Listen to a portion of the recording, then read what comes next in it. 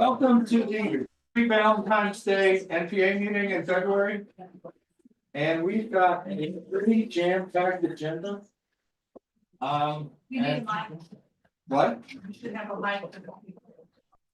You're right, I should. Hopefully those people can hear me.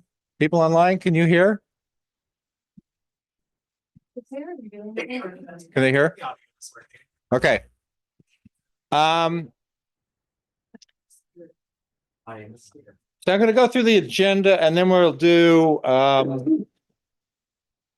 introductions and announcements and such. So the agenda for tonight, our formal start, introductions, announcements. We'll have Speakout.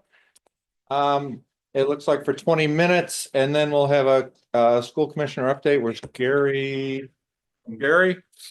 And then we'll have a council candidate forum, which will run for an hour. We have questions that have been submitted online and a few and on these 3x5 cards. So if you have a question and you can write it down, that would be really great.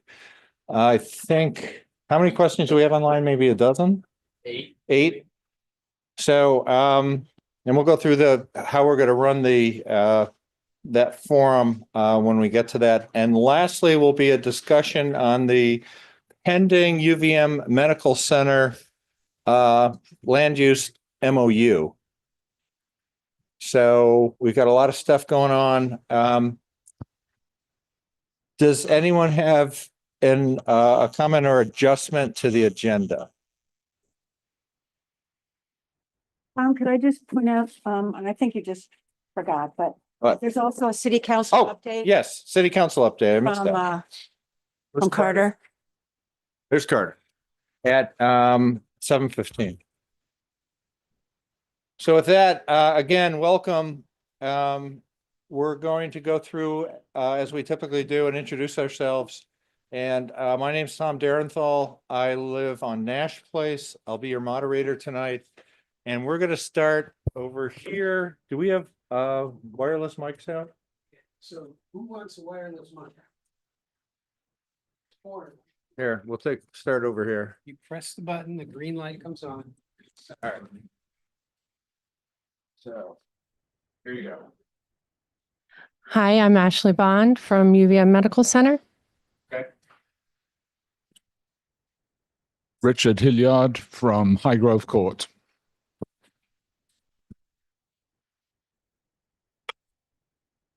It should be on. Okay. Mary Pierce from North William Street. Rob Gutman, also from North William Street. Yeah, because the microphone, I think, just goes to the. The microphone is for the people who are online, but you have to project here so everyone can hear you. Okay. Allie Schachter, North William Street. Gretchen Platt, North Street. Carter Newbeezer, Riverside Ave. Colleen, Loomis Street.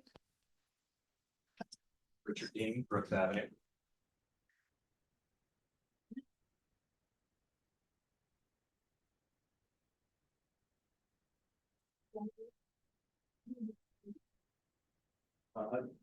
Loomis Street.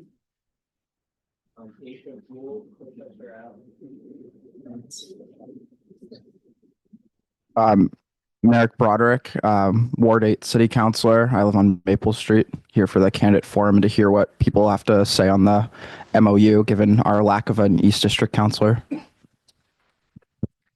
Jennifer Francoeur, Colonial Square. Hi, everybody. Earhart Monka, 60 Grove Street, down the Old East End. Gary Golden, Clarko Court. Carol Livingston, Calarco Court. I'm also on the steering committee. Sam Doherty, Colonial Square. I'm also on the steering committee. And you got to pass it around. Cheryl Green, Burlington Co-housing on East Avenue. Peter Lukowski, Burlington Co-housing, East Avenue. Breck Bowden, Brooks Avenue. Just took a bite.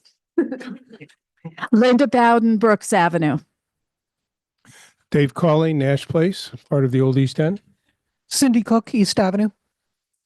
Catherine Bach, North Prospect.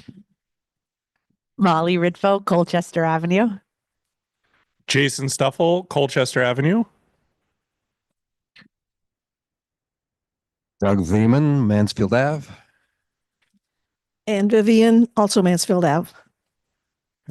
And if people online, let them introduce themselves. Sure.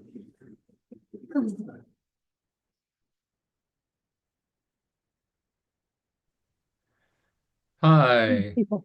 Hi, Troy Hedrick. I live on Billy Court. I'm also one of the state representatives for Chittenden 15, our district. We get that speaker on the projector to work. I don't know.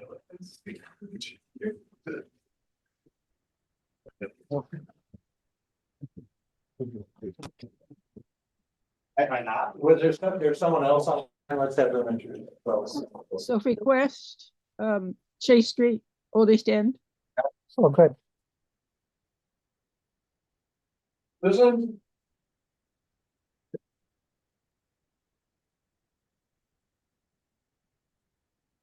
Susan, you want to introduce yourself?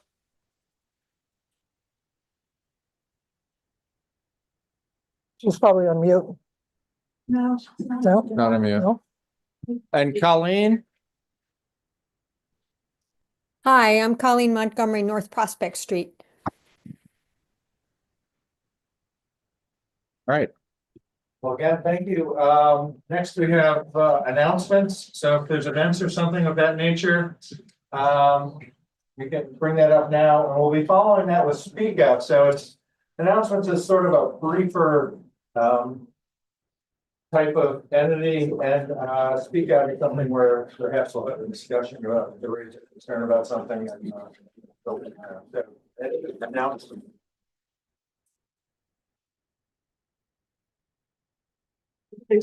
Oh, Carol. This is a email I got from Andres Oyaga of the Climate Action Collective. They're having a candidate forum on February 25th at 6:30 at the Ira Allen Chapel.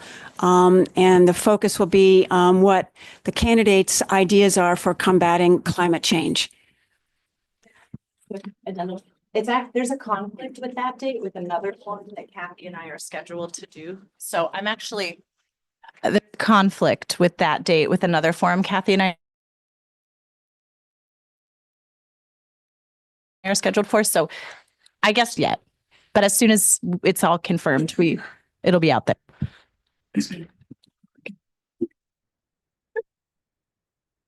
Okay, we're gonna shift over to Speakout. So are there Speakout items people want to talk about? Actually, can I use the first one? Sure. Okay, does anyone in the room remember the Herb Blumenthal Awards? Does anybody remember Herb Blumenthal? Okay, so this guy named Herb Blumenthal for a long time had a quiz show on CCTV once a month, Stump the Chumps. Okay. Okay. You gotta speak Okay. louder. So that when COVID started, that the award ceremony stopped. So what the award ceremony was that the city of Burlington basically took nominations. So we would nominate like an individual for the individual award. They would nominate a business for a business that did great things for the community. They would nominate a nonprofit who did something. So there were all these categories. Okay. And some people from the NPAs won those awards. So for the last year, when I think Herb Blumenthal died about a year ago, I started circulating the idea of bringing that back. So there's a big ceremony at Contoy's Auditorium. There was like 300 people in there with food, and it would be just like the Academy Awards. They say the nominees are, and then the winner. Okay. So I'd like to bring that back. But for the last year, I've been saying we should bring this thing back because Sandra Baird is getting older. And unfortunately, I'm too late. So anybody that wants to work on that with me or with anyone else, basically what it means is contacting someone from CEDO and trying to find out the last person who really organized that so that we can talk to that person about what the awards were, what the categories were, and how the whole thing operated, and then schedule an event sometime in April or May at Contoys. So if anybody wants to work on that, talk to Charlie G or someone from this NPA steering committee, because I'm going to try to get all the NPA steering committees to work on it. So that's my speak out. Thank you. Thanks.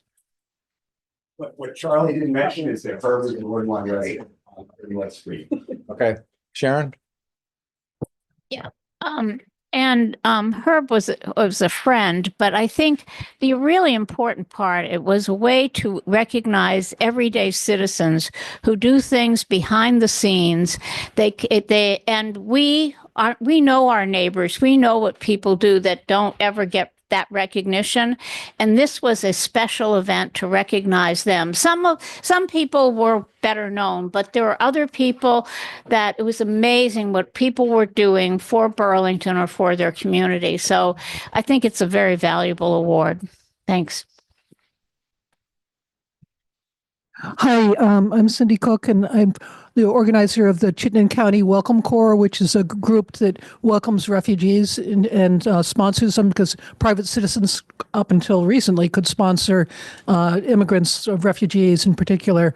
That there's been a freeze on that, but there's some really wonderful news that a neighbor of ours who's been here for 3 years, separated from his family, was just reunited with his wife and 3 children just 10 days ago. I mean, it gives me chills still. It was just such a wonderful story, and just amazing how he accomplished it, of having to smuggle them across remotely from Winooski, helping them to get across the border to Pakistan and then through the government system and then to the U.S. They're here now. And there's another family that's just starting to settle here. So since we can't sponsor people coming into the country until the freeze lifts, we're taking a collection to help people get settled here. So if anybody's interested in helping with that, please let me know. Thanks. Any other speak outs? Yes.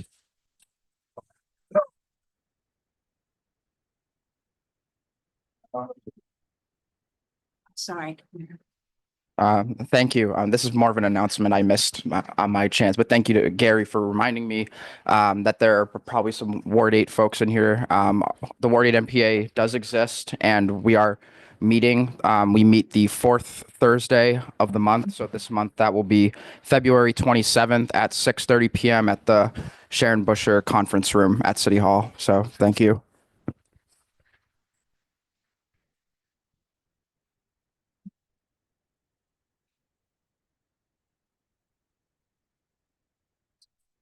This is the speak out section. All right, do we have Carol? A couple, of course. Dave Cawley, who is the leader of the Old East End Neighborhood Alliance, neighborhood, whatever it is. David, I'm sorry. So for the 5th year in a row, the Old East Enders, led by Dave, put on the Winterlude last weekend. Had a couple hundred people, I think, over the course of Friday evening and Saturday. Beautiful day. Dave did a good job of getting that all set up for us. Nice sunny day and great snow. We had lots of snow activities. The city, Parks and Rec, provides snowshoes and cross-country skis and sleds. So lots of kids on the sledding hill, lots of folks learning how to ski and snowshoe. Lots of good food and music from, I can't say their names. Tukata and the Balagan. There we go.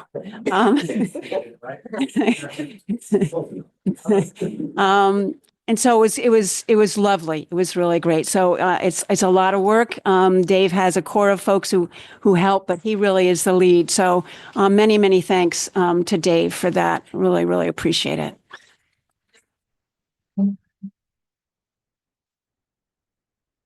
If Selena Coburn were here, she would speak up about Sandy Baird. She worked with Sandy as a legislator, a city councilor, and hopefully you saw the obituary. And was it Digger or 7 Days? It was pretty amazing. I think there's probably more coming, but an incredible woman. She really, no matter what side you were on, she could irritate you because she had a sense of right and wrong, and it just, she had that, that North Star view, which could be really hard to take, but you knew she had her right in her pocket, and she knew what she was doing, and she'd advocate for absolutely anybody that she felt needed that kind of support. So we will miss her. On that note, I feel like we really need the Sandy Bairds right now. And I'm hoping your presence here indicates that there's a Sandy Bairdness in each of you, each of us. Last month was sort of a shock, just trying to recuperate from the election. But I feel like we're getting our sea legs, I hope.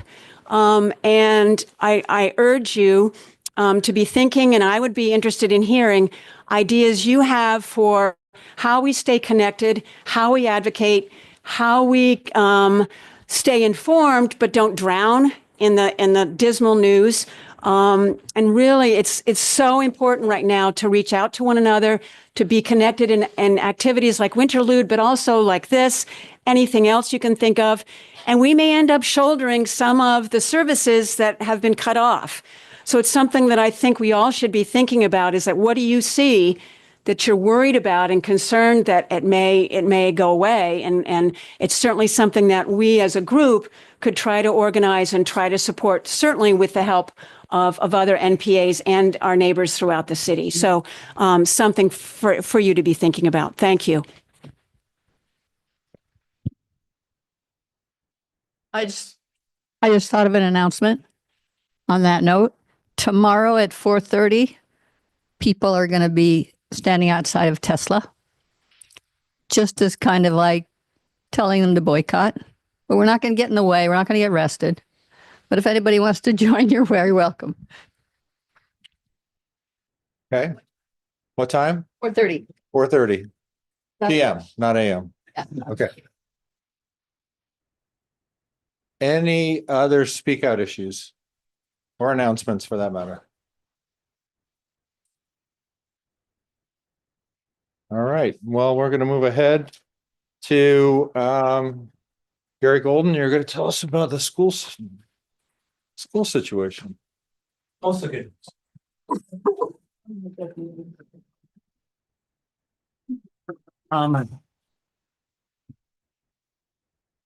So my name is Gary Golden. I'm the current East District Commissioner for the Burlington School District. I'm on the ballot for moving over to the Ward 1 Commissioner spot for a year. Tragically came open mid-year, and I'll be serving in that spot because we found Matt Price, who's a local right across the road. Will be running for the East District spot. Was hoping he would be here, but he's got 2 kids and a wife with an ACL tear recently, so out of the loop. So he's probably dadding tonight. But great candidate. Hope you'll support him. Running unopposed, so that's sort of name of the game. So I want to stay within my limits tonight so that we have most of the time for the forum. So my thought is really the budget part is pretty quick. And then the state part, if you have questions, I can try to answer what I know and what I think is happening. It's conjecture at this point because the governor is an interim Secretary Saunders is sort of feeding the legislature piecemeal their plans. There may be a bigger picture, but we're getting it in doses. So let's do the budget first. Minus 4% as the budget stands, tax rate decrease from last year. How is that possible? We have this is a shameless plug, and I apologize, Allie, but certainly Kathy was a huge part pushing the district and the state to do a weighted pupil formula for funding. What does that mean? For many years, we were one of the majority of the states in the country that did foundation funding, which meant every student, every district was given a certain amount per student. No, that's not really it, is it? So it was expectation that each district would come up with their amount. Richer districts had it made. Vernon with Vermont Yankee, gold-plated services, Essex Junction, very low tax rate. Everyone else is pretty much left to fend for themselves. I think that's relatively accurate. But with the Brigham decision in the 90s, a family with a young girl sued their local district and then two other towns that felt the taxation system was unconstitutional, joined together for a lawsuit that the Vermont Supreme Court ruled in favor of, that it was unfair that gold districts, gold towns had an easier time with their funding than than cities without towns without a good income source.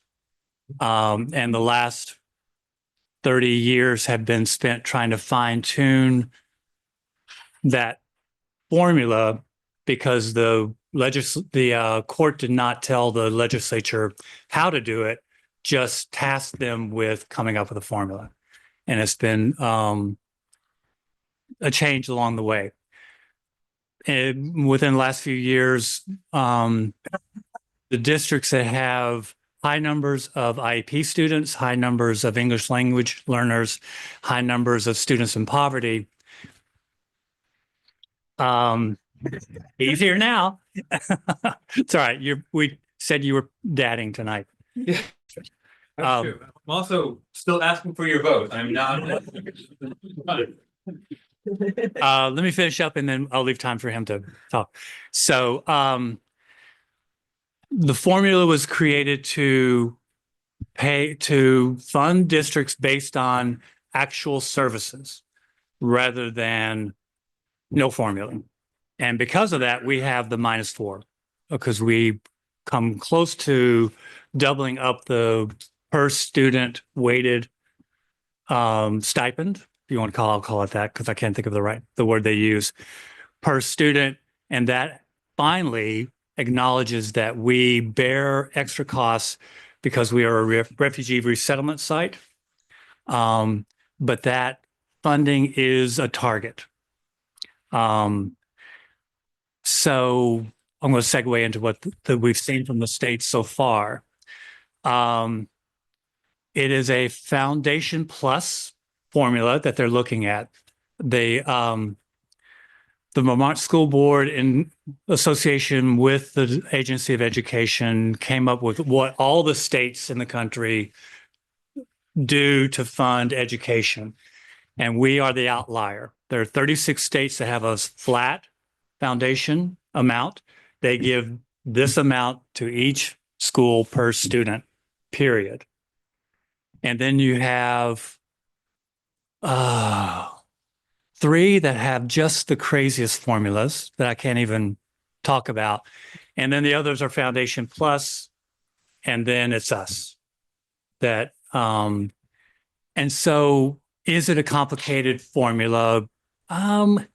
Yes, but it's also a complicated issue because it really, we as a city chose to host a refugee resettlement site.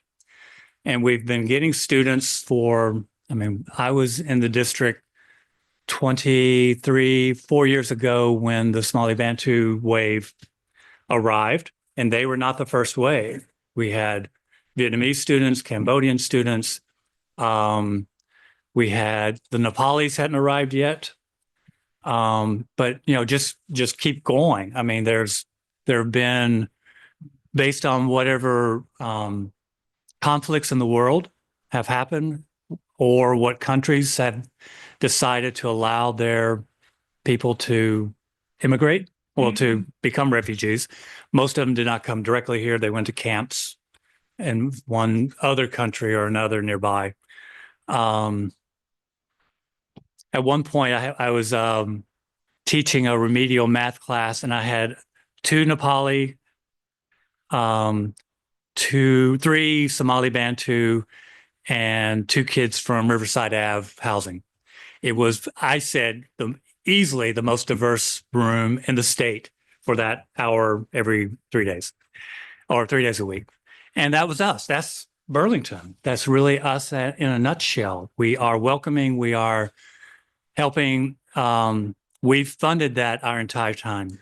And though it's acknowledged in what Secretary Saunders has presented, it's also a fairly easy target for unfunding. And that's one concern. It's getting early acknowledgement, but it's also going to take some hits from the gold towns and the cities, the towns that don't, districts, I should be more specific, that don't have the needs that we have. The good news is there are a lot of districts that do, and we do have a coalition that we work with to lobby the state to keep that funding in place. My quick summary about the Governor Scott's plan is that there are back doors, several back doors for him to do things he's not talking about yet or barely talking about that will defund public education. The primary one is this school choice thing that just really goes in the face what I think is Vermont's tradition. I mean, John Dewey is a local boy, done good, but is one of the framers of the public education movement that guarantees a quality education for every American citizen's child. And it's been also under attack since it was done. By the current iteration is really a very, very strong independent school lobby that has a lot of money and has a lot of legislators in their pocket for a variety of reasons. And they would love to have taxpayer money fund private religious education. And you need to make that distinction. There are really two strong groups. We also have the weirdest high school structure of any state. We have these, I think, what is it now, 9 quasi public-private academies or high schools. No other state sends public dollars to a public school in that way, yet the tradition is that we do. And I worked at BFA St. Albans when it was still one of those schools, quality education. They just had the advantage of saying to districts that were sending them students, this is how much you have to pay us. There was no vote involved. You know, we would get pressure from school boards to keep our costs down, but there was no legal obligation. Therein lies the problem with this backdoor for Governor Scott. The regs for, and then one of our board members is a state senator, literally the regs for public education is about that tall, for independent schools about that tall. They no testing. They are exempt from, if you had a kid our age, he went through kneecaps and then Smarter Balance, whatever it is now.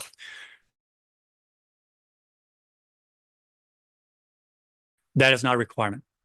Standard for services, no, they can choose, they choose who they serve.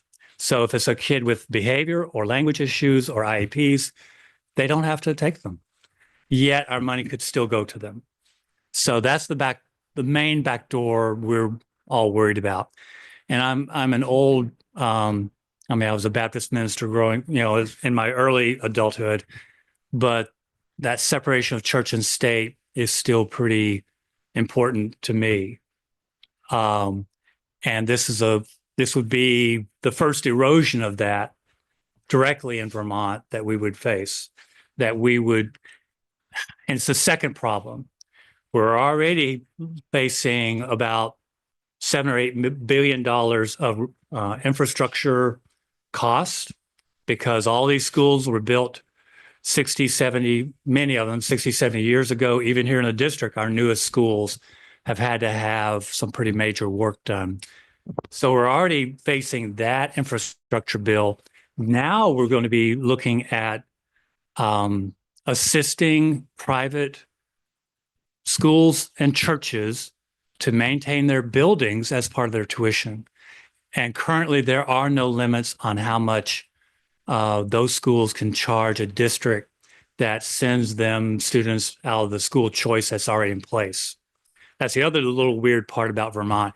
If a town does not, or district does not have its own high school, middle school, parents choose a school that they can send those students to.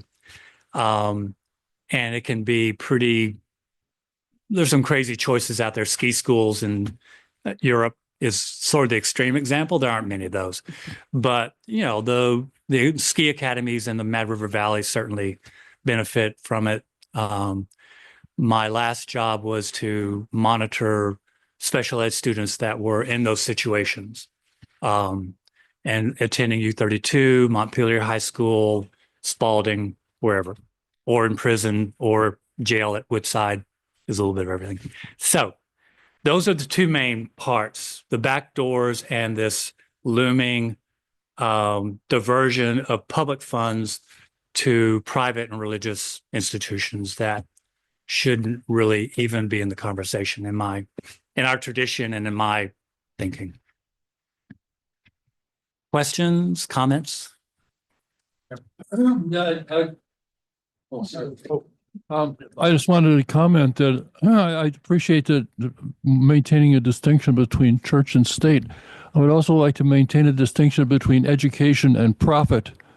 People make a lot of money on these private schools, and I don't think that's appropriate. I think that I'd like to get that profit motive out of it.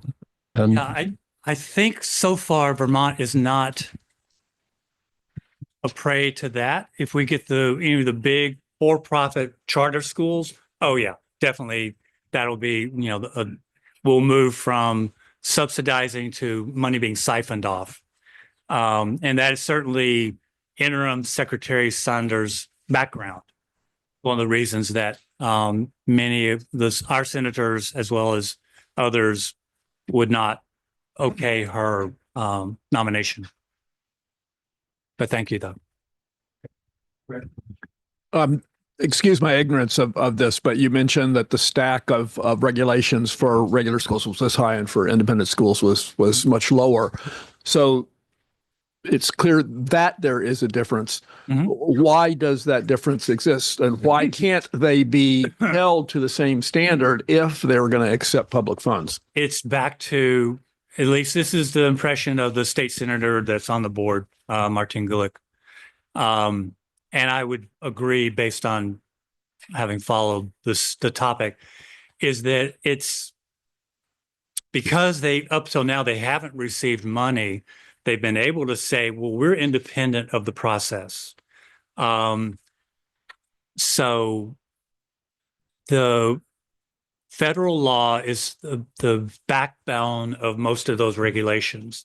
So IDA is for students who need special services, special interventions for their education. FERPA is around a free and appropriate public. It's been too long. I've been retired too long to remember all of it. But it guarantees all students the right to be in school, a public school, convenient to them, that meets their needs. That is not anything that an independent school is worried about. They are not so interested in the numbers, but they certainly are interested in the quality of student. And they will end up siphoning off many students who we need in public schools as models, as sort of students for other students to emulate.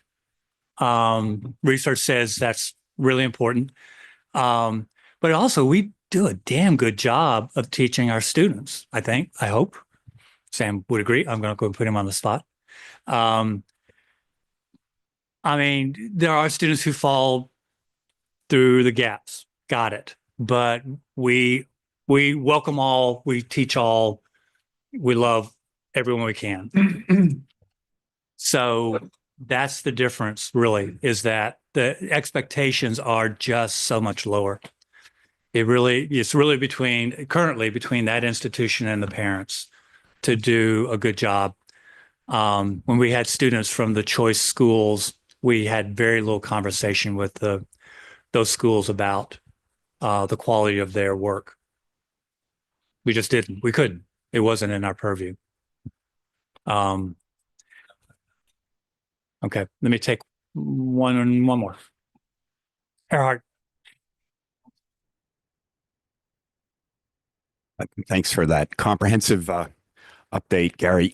Question about the Foundation Plus side of things. Has the governor revealed yet what the plus is going to be? The foundation formula was in place in the 80s, that's actually, and the 90s, and that's actually what was rendered unconstitutional by the Supreme Court because it violated our constitutions, our state constitutions, equal protection provision. So what is what's the governor saying about the plus in order to make it past the Brigham decision and to make the foundation, this newly proposed foundation formula meet Brigham and not get rejected once again? So what I've seen from the Vermont School Board Association and some of the documents the state has put out is the numbers are pretty comparable, the weighted numbers. And so it's the plus is the weighted formula. The question will be, will that weighted formula stay at the levels it's at? I'm a little scared that it's sort of like when you're trying to get a lower price on something, you start high and then you settle somewhere in the middle.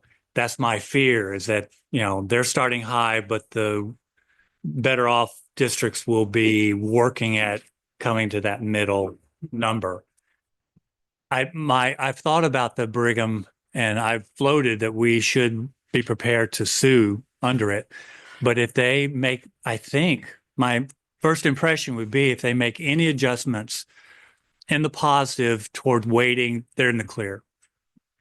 And it could be just half again as much, or, I think it's going to, they're floating some really strange numbers around. I think the EL student population will be the hardest weight to defend because it's really us, Winooski, and a couple other districts in smaller ways, smaller numbers. It's really us. In Montpelier, some. No one has the numbers we have. No one has the numbers Winooski has. So in that way, we're sort of out there by ourselves for that weight. And that's a concern because we love them, but they are expensive students to teach.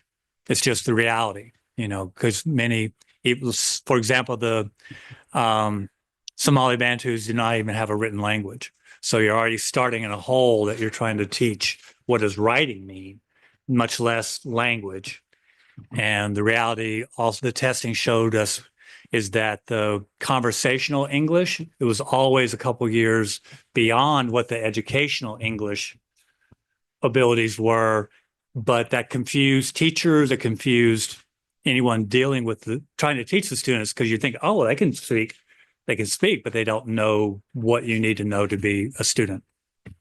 So to keep on score, Matt, this is Matt Price, who'll be running for East District. I'll let him talk a little. We got one more question online. Okay, do you have time? Sure, go ahead. Hi, this is Troy, state rep. I do have the proposed weighting and per pupil spending. This is information given to the legislators by Maggie Lentz. This is Atlas Government Affairs. They're the lobbyists for our school district, who's been pretty boots on the ground for us.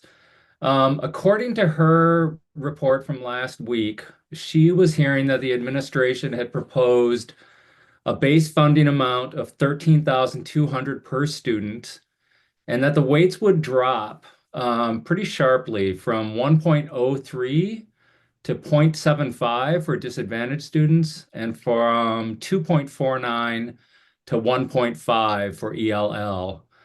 So that's the reported numbers currently. These haven't been put in a proposed bill or anything, but that's what we're hearing from the governor's recommend, which is a pretty drastic change in the weighting system, still weighting those students that the Burlington School District especially does serve in disproportionate amounts. I've also heard that there's still just a lack of substance or details in the governor's recommend, and the bill that we have heard he is proposing is going to be a short form bill, which means it's just a concept without details. So that trickle of information continues to be pretty unremarkable and unhelpful. Yeah, that's sort of the other back door, is that vague has its advantages. And if you can pass a bill that you're sort of the idea of building an airplane while it's in the air, that's really what they're looking at. We lose a lot of control with our colleagues, the other districts, because of that wear and tear on the coalition by doing it that way. Because, just for example, Northeast Kingdom will not really be as concerned about the EL students as they are about students in poverty and students on IEPs.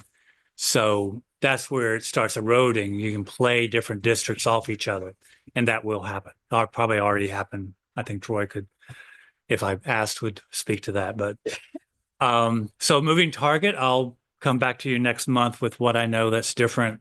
I'm having some sort of weird interaction with Front Porch Forum and kind of having a hard time getting my stuff to them. So I will try to post everything I know and links to what I know next week or so.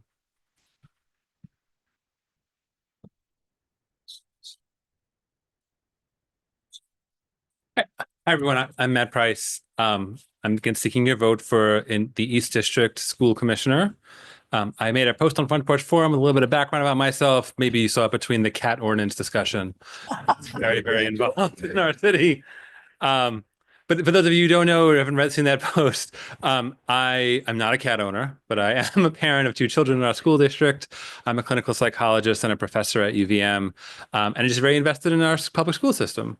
And I think just to piggyback on what Gary said about sort of the importance of making sure we are helping and sort of supporting the students from many, many diverse backgrounds in our school system.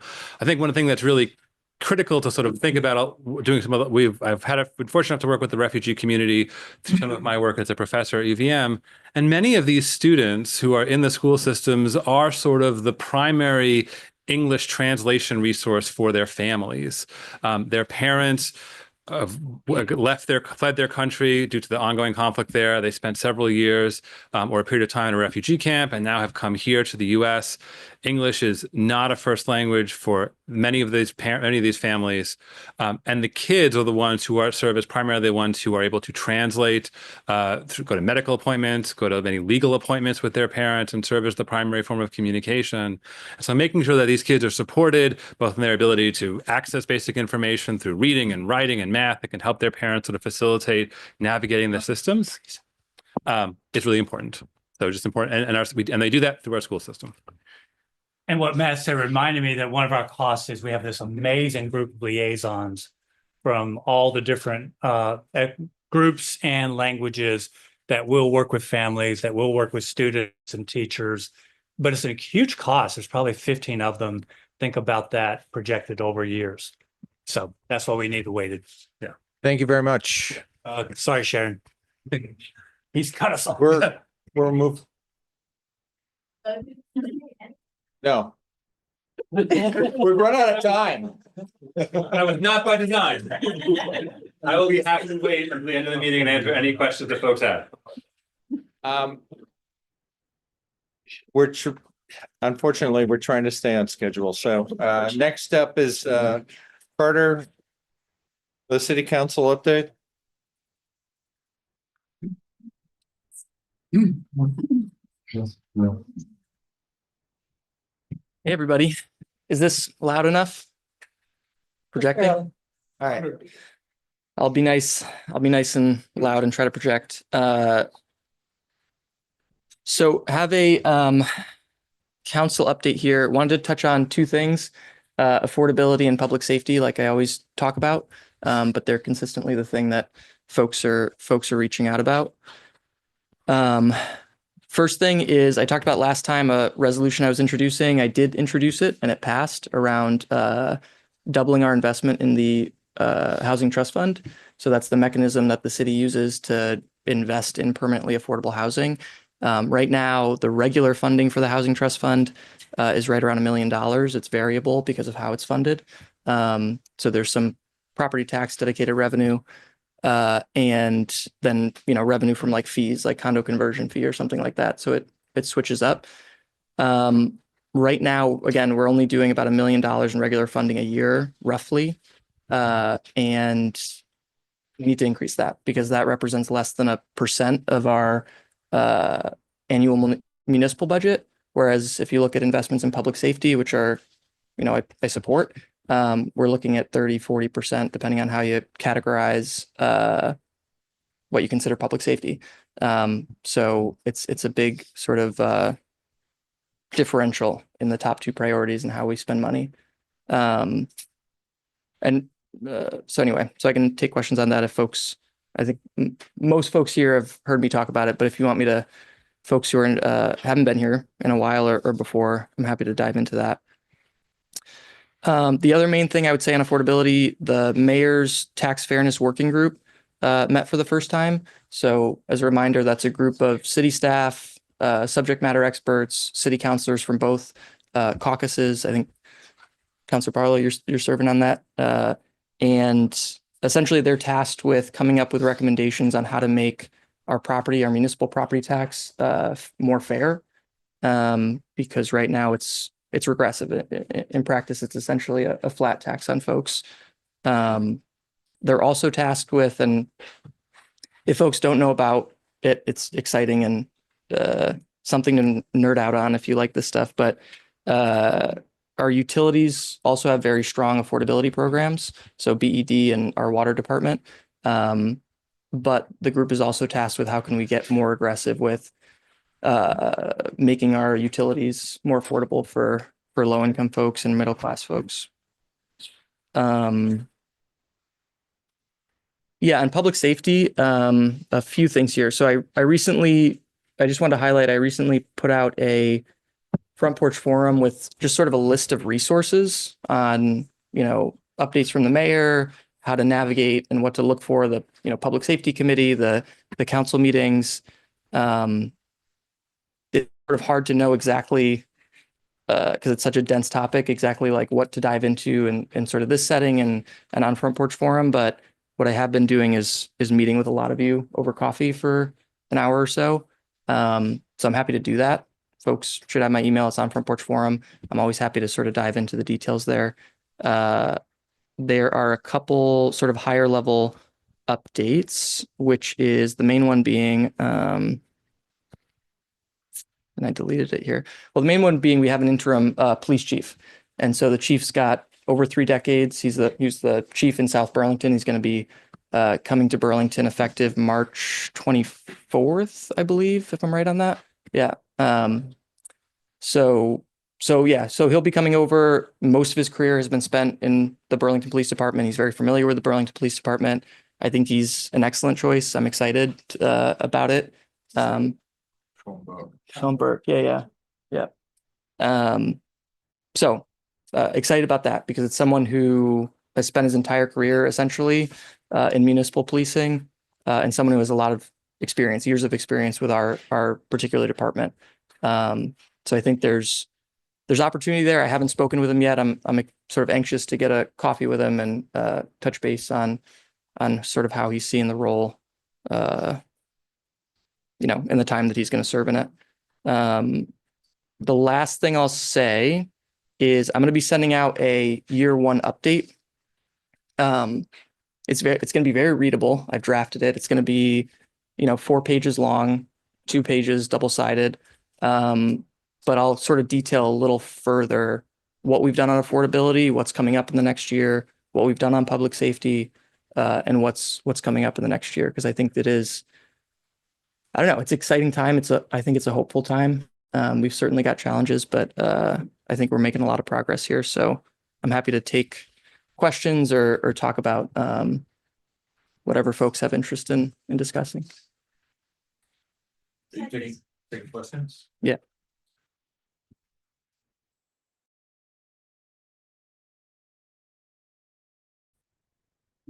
It's for the recording. We like. Anyway. You were saying he's coming over from South Burlington as an interim. Does that mean, are we still doing a nationwide search for the police chief? And can he apply for that job? I mean, I'm wondering, why is he leaving there as police chief and coming to be our interim?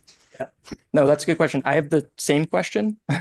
I'm not exactly sure his thinking. I don't see why he couldn't apply. I haven't heard anything that's sort of the plan is to have him in the position long term.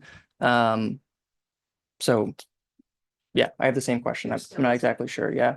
I also think, there's definitely going to be a sort of wider search process. He's just, I would think on a personal level, he's got a lot of roots in the Burlington Police Department. And so I think he thinks he can do some good and that we need the support and he can provide that support. So, yeah.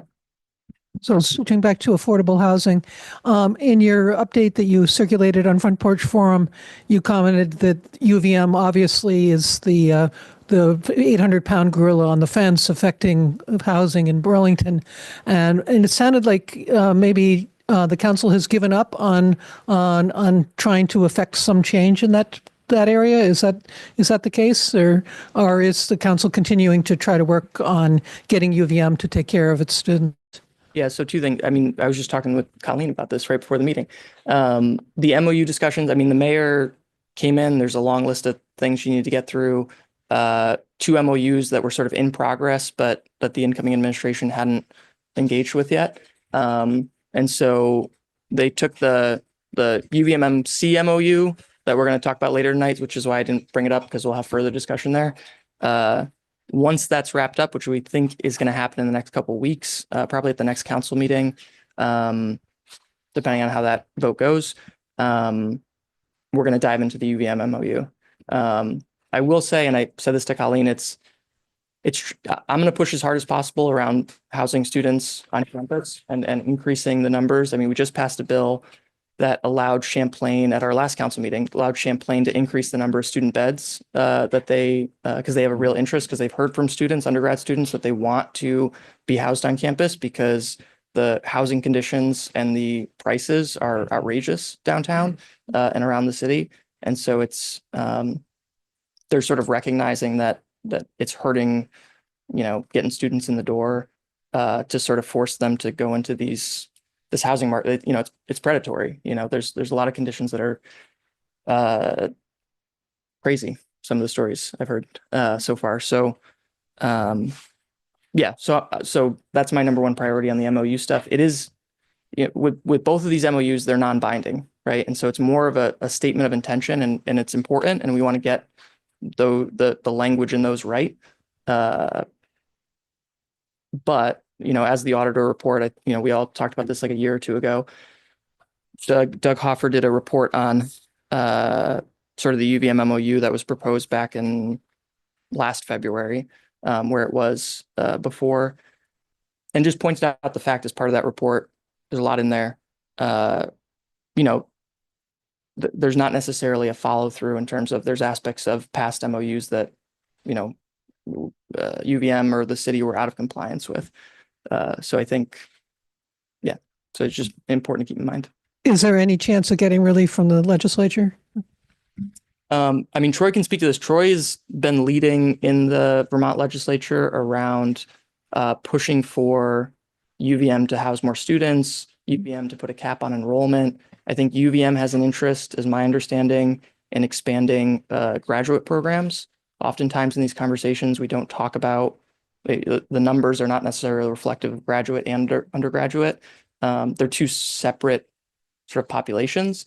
I also just want to throw out there too that, when we talk about students sort of, flooding the rental market, and so we have a really low vacancy rate, which puts landlords in a very good position and puts renters in a very poor position in the market. It's not that I don't like students. I was a student. I came here as UVM. I moved off campus. I got involved in local politics. I think it's really important to keep in mind that students are, and the university sort of, we can't exist as we are as a city without them. They can't exist as a university without us. So I don't think it's, my goal in speaking about it, I guess, is not to say, I don't want any students near me. But given the housing market, like I actually think it's if UVM does it right and does not continue to pursue forced triples and sort of can show that they're compliant with local housing code, which they're required to do, but it's sort of a self-policing system, self-certifying system, then I think that's a good route we can go. But anyway, yeah, I mean, Troy has more context for you asked about the statewide level. Troy has more context on the statewide level. Generally, I'll just say, and without, I don't like to, name individuals. I think if you look into it, you will find out who in our, Burlington delegation to Montpelier supports things that Troy has proposed, and there's certainly many members who do not support those.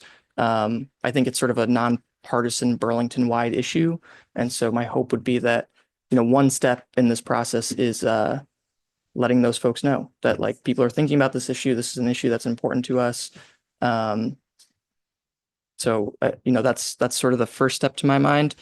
I also just think generally in Montpelier, and again, Troy would know more, so I don't want to sort of speak to something I don't have enough background in or day-to-day knowledge of, but there's a sense that this is a Burlington problem, that the rest of the legislature, we do enough for Burlington, we give enough to Burlington, we're not going to take this up. We don't really fund UVM enough anyway, so why is it the legislature's place to step in and sort of regulate the institution or sort of put requirements on the institution?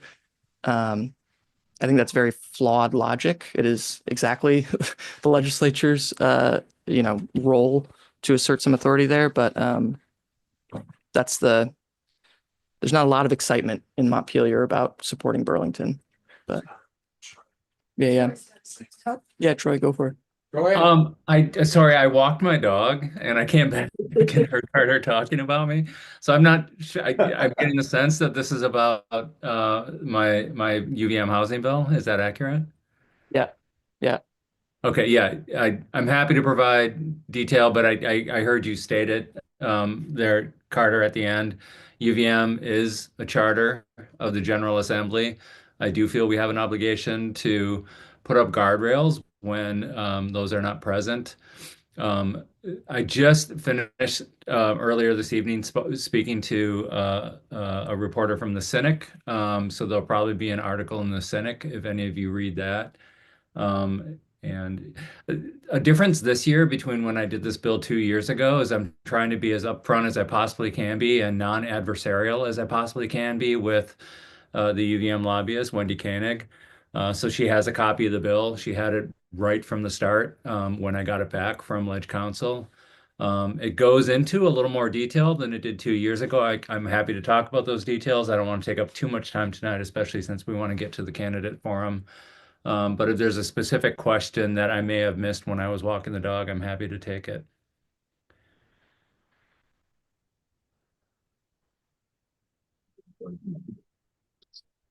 Anybody else have a question they want to? Do we have any other questions in the room? Seeing none. Beautiful. Thanks all. Move forward.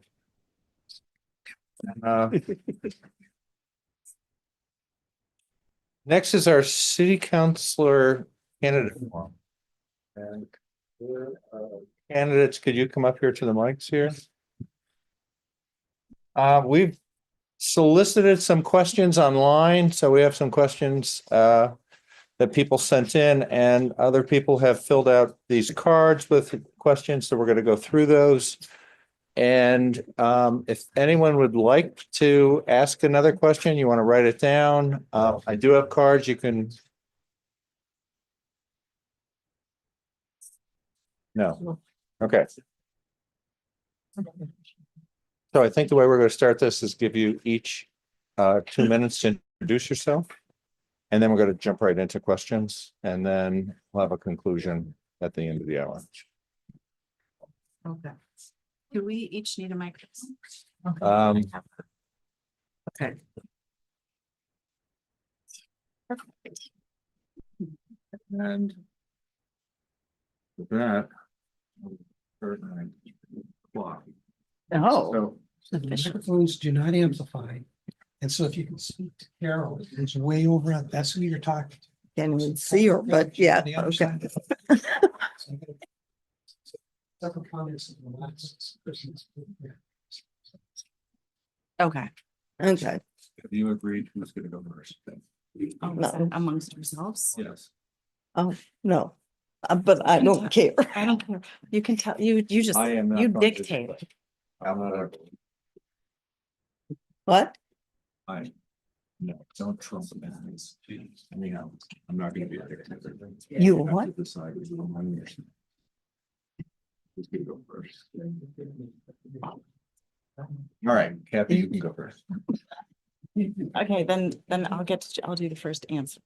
We can. Yes, and we'll go first, then back. me. Okay. Okay. So Kathy, you're going to Yes. get the first couple minutes.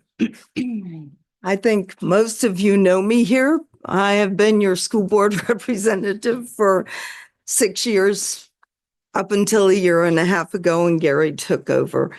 My name is Kathy Alwell. I live here on Prospect. I am a social worker by profession and have worked starting youth programming in the New North End, a youth center, and at Hunt Middle School, after school programs and summer programs for all middle schoolers from both Hunt, Edmonds, and Winooski.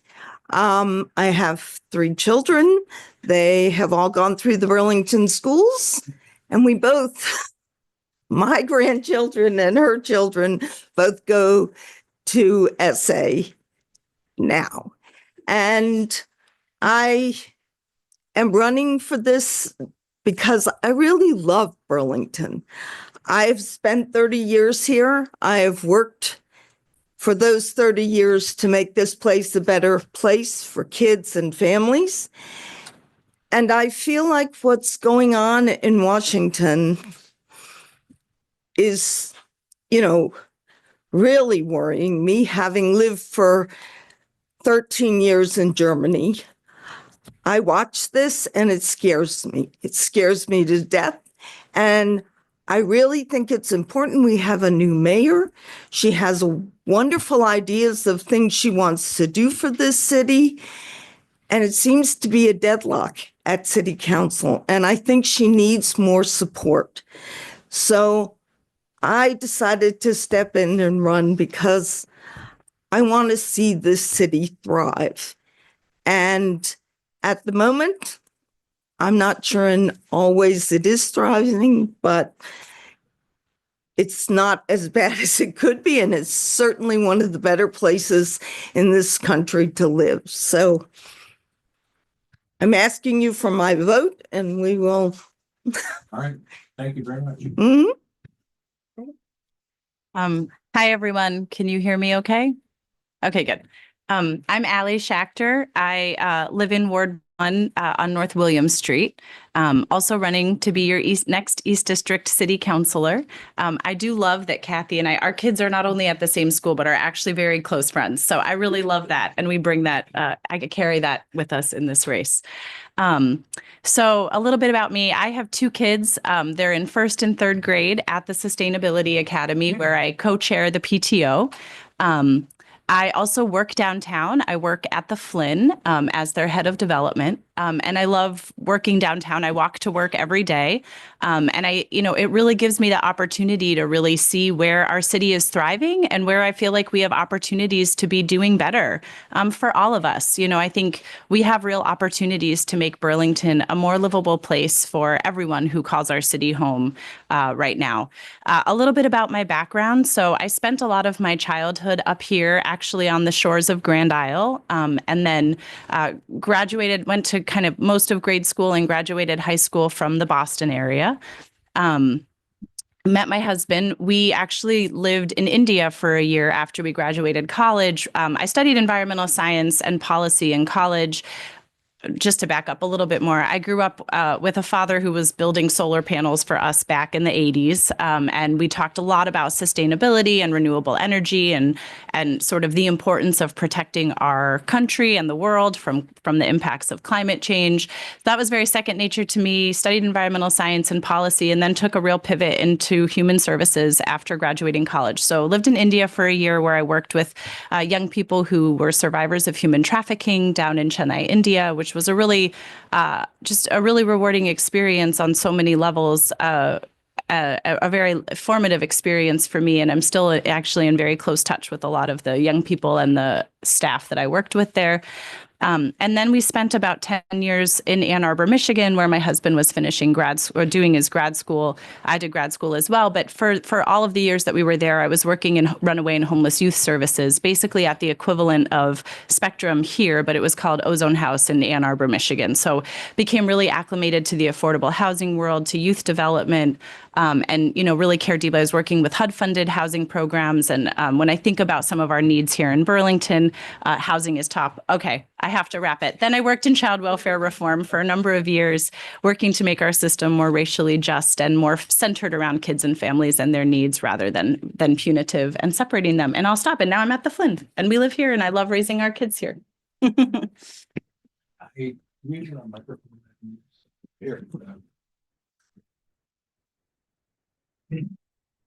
All right, so we've got some questions that came in. And I'm just going to read them. Some of them are fairly wordy, but I think you'll make it through. So the first question is from Lisa Lax. It says, many are concerned about the impact of the McNeil plant, which burns biomass fuel, releasing more carbon into the atmosphere than burning coal. This has a big impact on Vermont's contribution to greenhouse gases and to the climate crisis. In addition, the plant emits poisonous fumes, directly contributing to an increase in asthma and other health conditions, especially for people living in low-income neighborhoods in the city. What is your position on the future of the McNeil plant? And do you support a plan for the Heat District steam pipeline project, which would prolong the life of the McNeil plant? All right, so we're going to swap now. I'll go first. You're going to go first. Yeah, no, this is a great question. I think I've been following what's happening, and I've been talking to some folks directly connected to McNeil while I'm sort of in the process of running for office to try to really understand what's going on down there. I support the steps that the mayor is taking right now, that sort of in the immediate, that there's short-term things we can and are doing to try to decrease the emissions coming out of McNeil. I think the concerns are valid. I have a child with asthma, so it's like personal for me as well. I think it's important that we be talking about this and doing what we can right now to take steps to decrease emissions. Long-term, I do support the phasing out of McNeil. And, I think it has to be done in a way. One of the things that stands out to me is McNeil, while there are very real environmental concerns about the plant, the nature of how the power is generated actually contributes to the affordability of our electricity supply here. So any sort of rapid transition away from McNeil would have like pretty significant cost impacts on our energy sources, because the cost of natural gas is much more volatile than the biomass that McNeil uses to generate energy. So I think that the long-term transitioning is the right approach and has to be done thoughtfully. If we were to replace McNeil with more sustainable and renewable sources like solar and wind, we also don't have the storage capabilities right now to do that. So I really support taking the steps we're taking right now to try to make McNeil as efficient and as having the least impact it can on our environment, and then taking the steps necessary to kind of very thoughtfully begin the long-term transition away. Yeah. I guess don't agree with you on that, because I do think that the health implications on children, and we are seeing that there are very high numbers of young children with asthma in Winooski and Burlington's Old North End. And I feel like we can't wait to keep these children, because, getting sicker and sicker with asthma, because we're also seeing that COPD, which is the cause of long-term asthma, can cause COPD. The age for that is getting younger and younger. And we're seeing in these two areas, Winooski and in the Old North End of Burlington, we're seeing younger people with COPD. And I just think that we have to find another way. We have to get away from it. It's not, they always say it is far more economical. It's not. We're using far more natural gas plus the wood, and it's not as economical, at least in the data I've seen. And I really would want to see McNeil close down ASAP. And I certainly don't want to put that steam heat up to the hospital, because that will cause them have to burn far more wood and natural gas, which is then more expensive. Okay, thank you. The next question is actually from someone who is here, Jason. And I'll read your question for you here. It says the East District has several main arteries into Burlington from surrounding communities, with the Winooski Bridge and Grove Street feeding Riverside and Colchester Avenue, as well as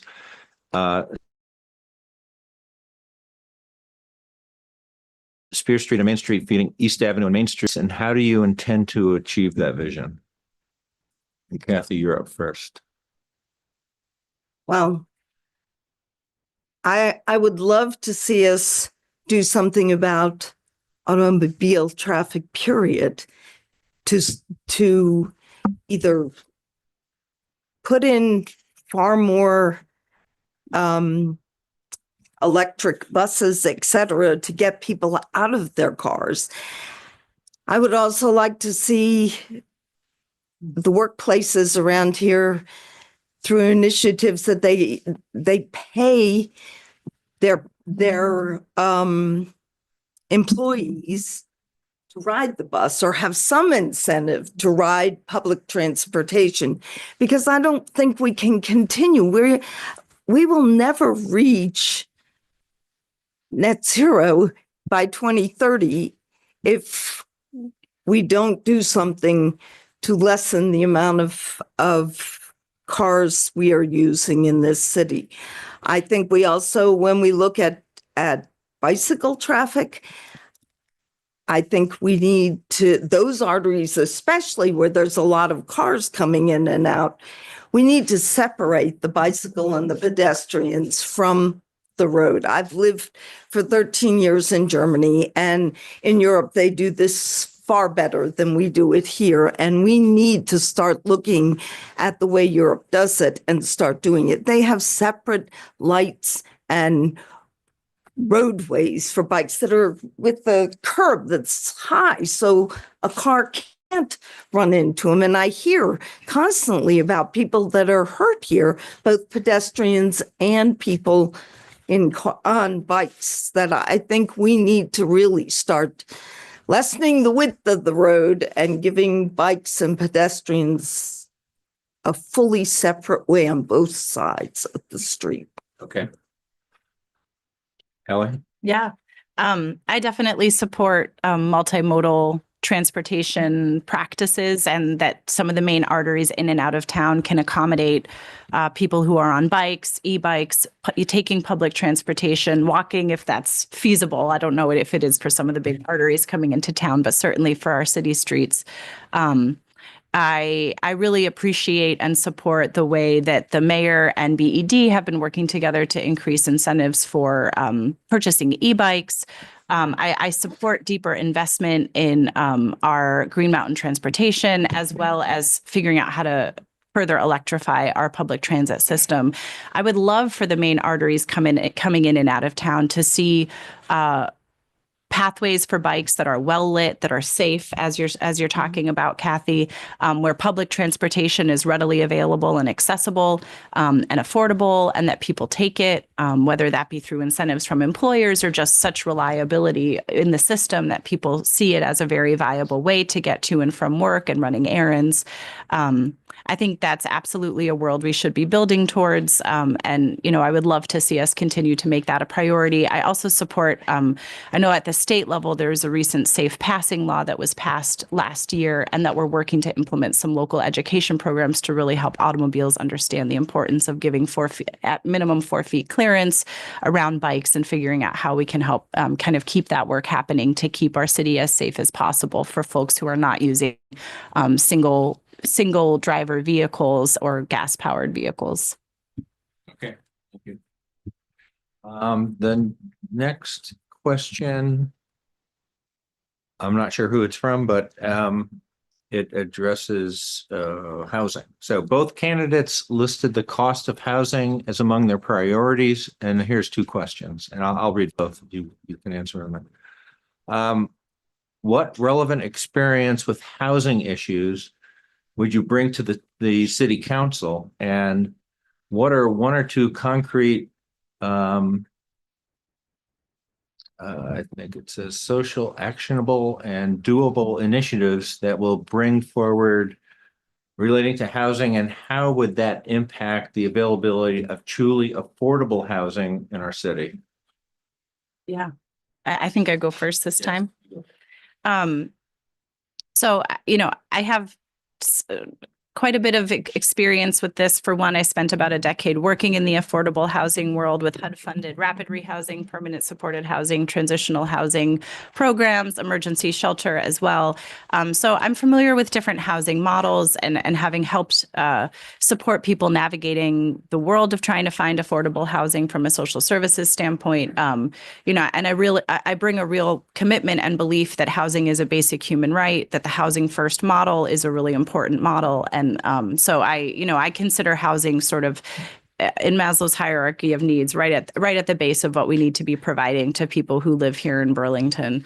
In terms of some steps I would take, I like what Carter was just talking about. I really do support revisiting and getting back in front of City Council, the MOU with UVM, to really work with UVM to figure out how to house more students. I've talked to many students while I've been out knocking doors and running this race, and several students I've spoken to, almost all of them universally complain about how hard and stressful it is to find off-campus housing, and many have actually left Burlington. So whether for 1 year or are still living out of Burlington.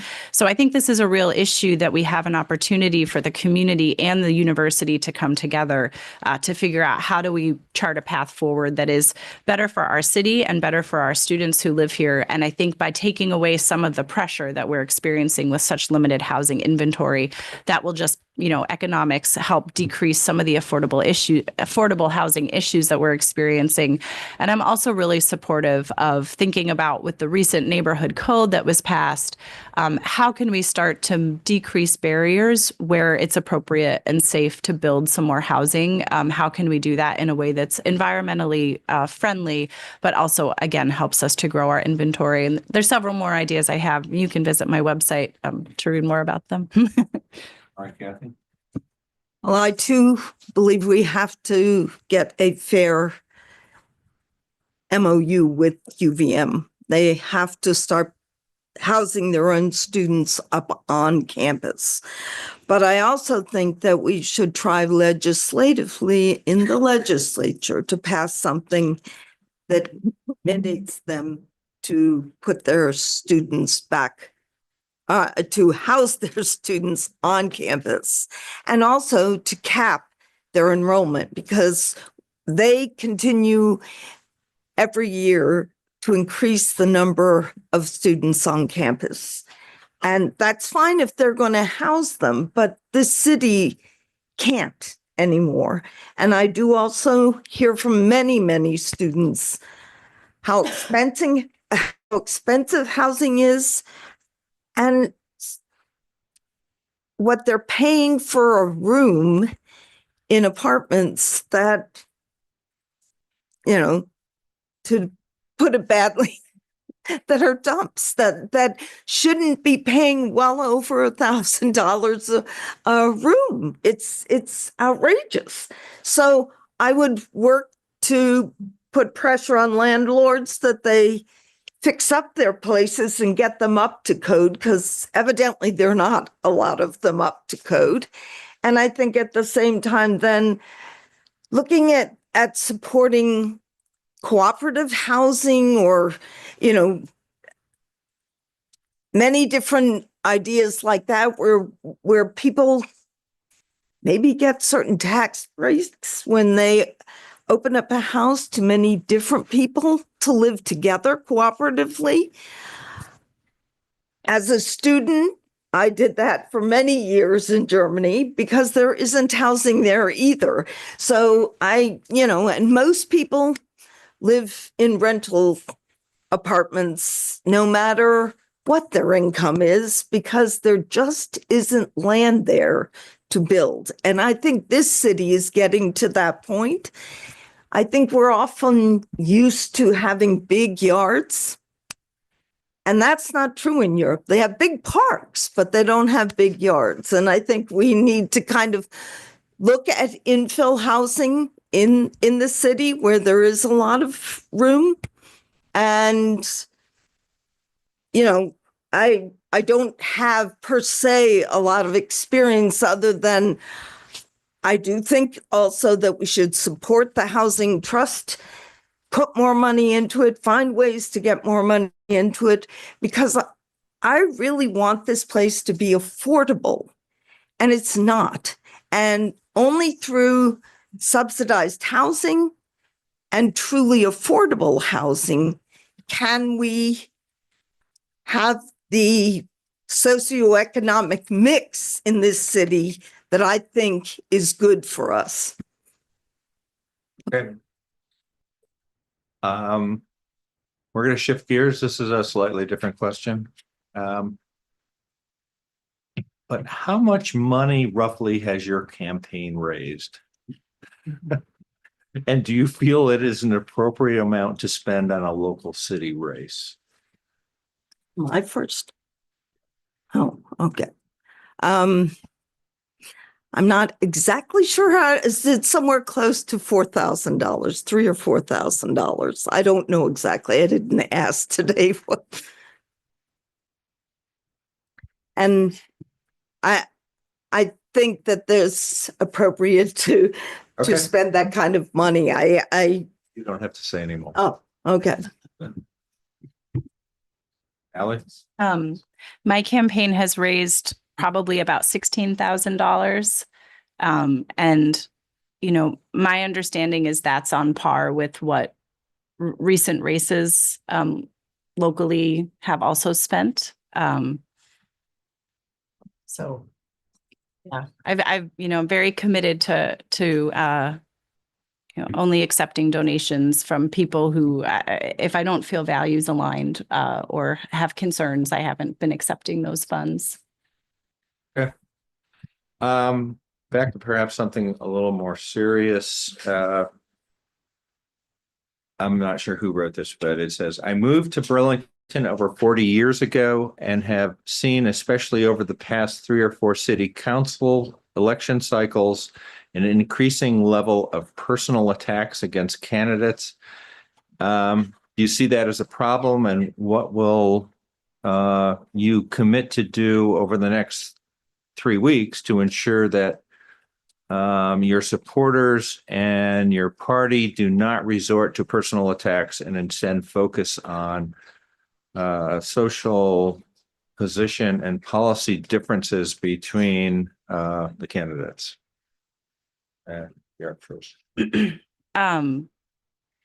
I have absolutely no tolerance for personal attacks. I have felt personally attacked at times while I've been running a race, and I will say it's been very, very hard and hurtful for me. And, you know, I think it's really important that I think, especially given what's happening at the federal level, it's really important that we remember that we're all in this together. We're on the same team. We're part of this community, and our future is shared. And we have to be finding ways to kind of hold that and come together. I hold that mandate very dear. I bring a deep, deep, deep commitment to working with absolutely everybody who I would have the opportunity to work with if I were elected to city council, regardless of party, regardless of, you know, whatever background there may be, because I'm in this for Burlington, and I really deeply believe that we have to, you know, let's win or lose on the issues, but let's not win or lose on sort of unkind or untrue personal attacks.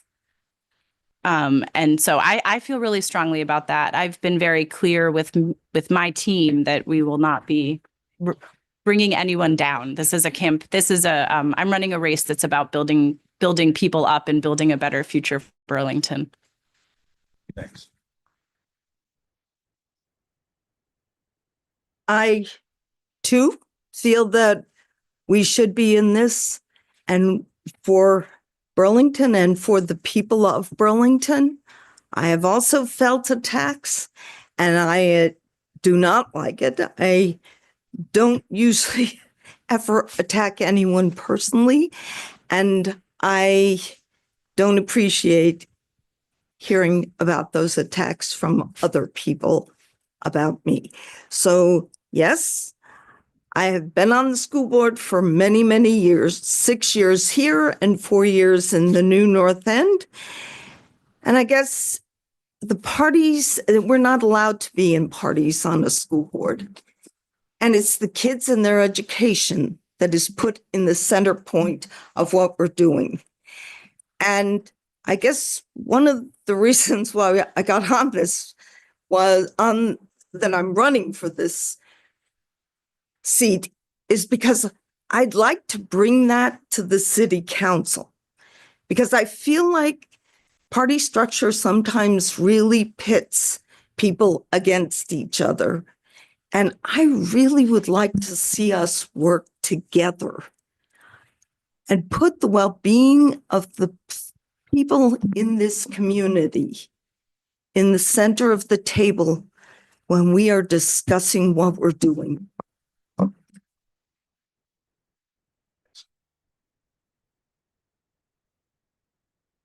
All right, we're going to go to some other questions online.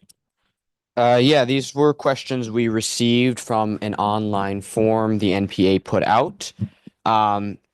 It seems common that East District councilors don't serve out their terms or leave after one term. Regardless of the experience one has going into it, a new city councilor needs significant training to be fully effective. It does not serve our citizens well to keep having new councilors navigating the learning curve. Extraordinary circumstances notwithstanding, if you are elected this March, are you prepared to run again for re-election in the next 2 years? Yes, I'm retired. I have time to do it, and I definitely would run for a second term. Okay. Same. I'm really in this for the long haul. I'm really proud to be raising my kids in Burlington. They're in 1st and 3rd grade. They're a huge part of my reason for being and why I'm running for council, because I really care about the world that they're growing up in and the community that they're growing up in. And so I'm in this for them, and I'm in this for the long haul. And I really see and recognize the learning curve that city council takes. And so, you know, it would be every intention of mine to be a part of it for as long as you all would have me. In your view, what is the single most important policy direction we need to take to support and rebuild the Burlington Police Department? I think you're up first now. Well, I think in this very moment, I don't know if this is a policy direction, but I think there's a really important task on the plates of the mayor and city council to search for a new police chief. And I think we need a police chief who's a strong leader, who shares our community values, and who's ready to roll up their sleeves and work with everybody. I know there's been it's been a really challenging time for many and figuring out like what is the city's relationship to the police department, and there's been a tremendous amount of mistrust and a lot happening. And so I really hope that city council and the mayor can work towards rebuilding a department that has a chief at the helm who we really start from a place of trust, and that we're all in this together, a leader that we do believe shares our values. I really appreciate and love the forward-looking values we have here in Burlington. So I think there's a strong sort of responsibility on the part of the council and the mayor to hold hiring the police chief as one of the top priorities that we have as the next step for rebuilding the police department. I feel much the same. I think that is the big job for the incoming or for the next city council, is to find a police chief that really does, one, have the same kind of view as people here in the city for her job. But I also find that we need a chief that can get the support of his police, and they feel good. From what I've seen of the questionnaire that came out, there seems to be not a lot of trust also within the police corps for their chief. And I think that we need to look for someone that has a good track record of working with his own police as well as the community and the people. So that's. Thanks. What's next? Please describe your experience with developing policies that helped underserved populations. Please describe the changes that resulted in these policies, from these policies. Well, I mean, I think on the school board, I worked very hard to put through the weighting formula. I helped organize school districts around the state who were receiving less money than we were organizing all of them. And naturally, the majority of the ones that worked with us that actually enact the weighting study were those that actually were receiving for a long time. I mean, we, Burlington, Winooski, we were getting 13 or 14% less than we should have been getting in funds for educating our kids. Winooski was getting 30% less than they should have. And so there were other school districts, and I have to say this, that were on the receiving end before the weights. And they actually realized that to be fair and to be equitable, they joined the coalition with us. And they were not ones that were gaining more by this.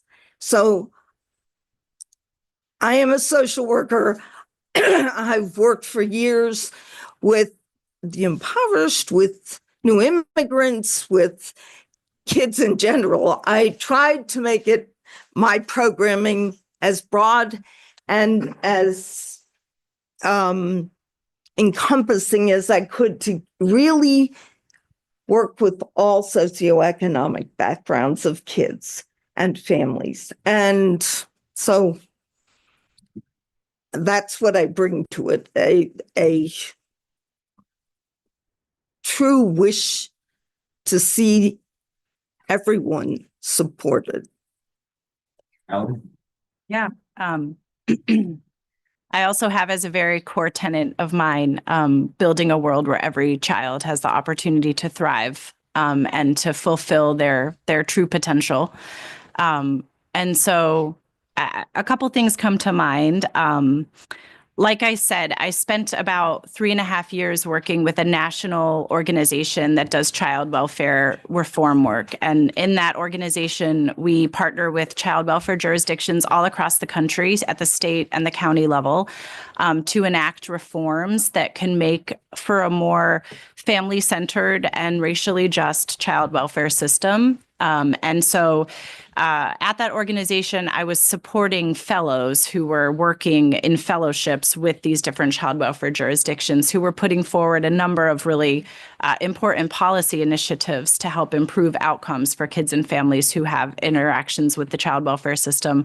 One such example was increasing the practices around recruiting and supporting kinship caregivers. So if and when kids were separated from their families, trying to keep them with known people who already know and love them, kin providers, rather than having them go to stranger foster homes. And the outcomes are much better. The trauma to the family is much lower. But very often the practices are not in place to be able to successfully recruit or support kinship caregivers or reimburse them at the same rate that stranger foster homes are reimbursed. So those were some of the examples of the types of policy changes I was helping to move forward. And we had a really deep commitment to co-designing those policy changes in partnership with people with lived experience in the system. I will also say a very small scale but impactful policy change I recently supported was I co-chair the Sustainability PTO, and we're so blessed to have so many new American families in the SA community. And one of the things that we struggle with a lot at the PTO level is how can we be engaging every family in being a part of the school community, of receiving, we don't have the bandwidth to have, there's so many languages in the school, so we can't always have all of our materials translated to reach every family.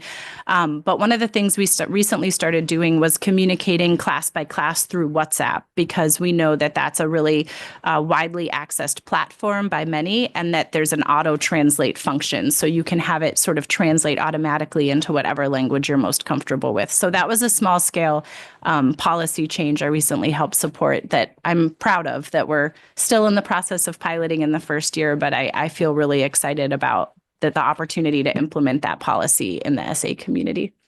Okay, thanks. We've got a couple more questions, and then we're going to open it up to the House. So, Yeah. How will each of you demonstrate independence from your party and work across party lines to address the pressing issues of our city? That's me first. Yeah. Well, my husband and many loved ones of mine would tell you I don't do well when I'm told what to do.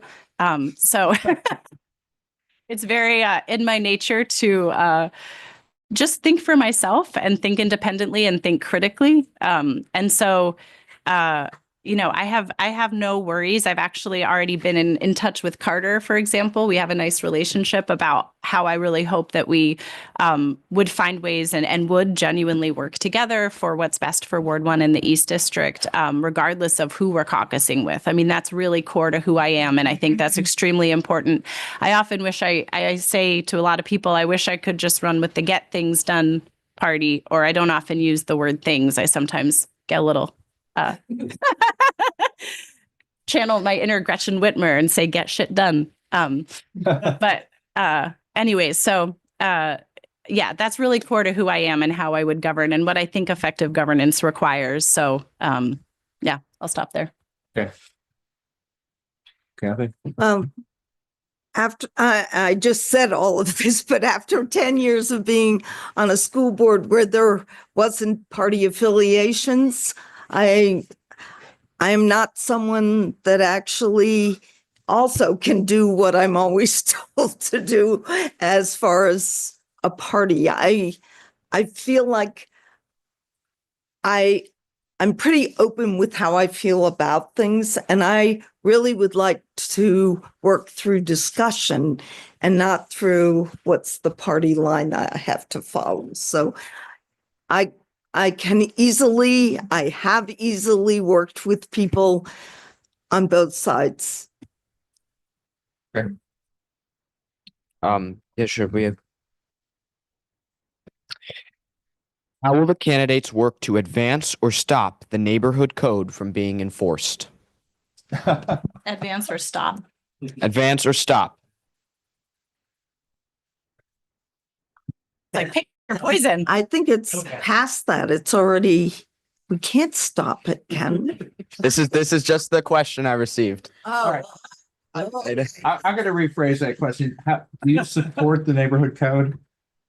I do to an extent. I was really bothered when we put that through I thought we could have spent a bit more time and not forced it almost through in a very short period, because I have no problem with infill.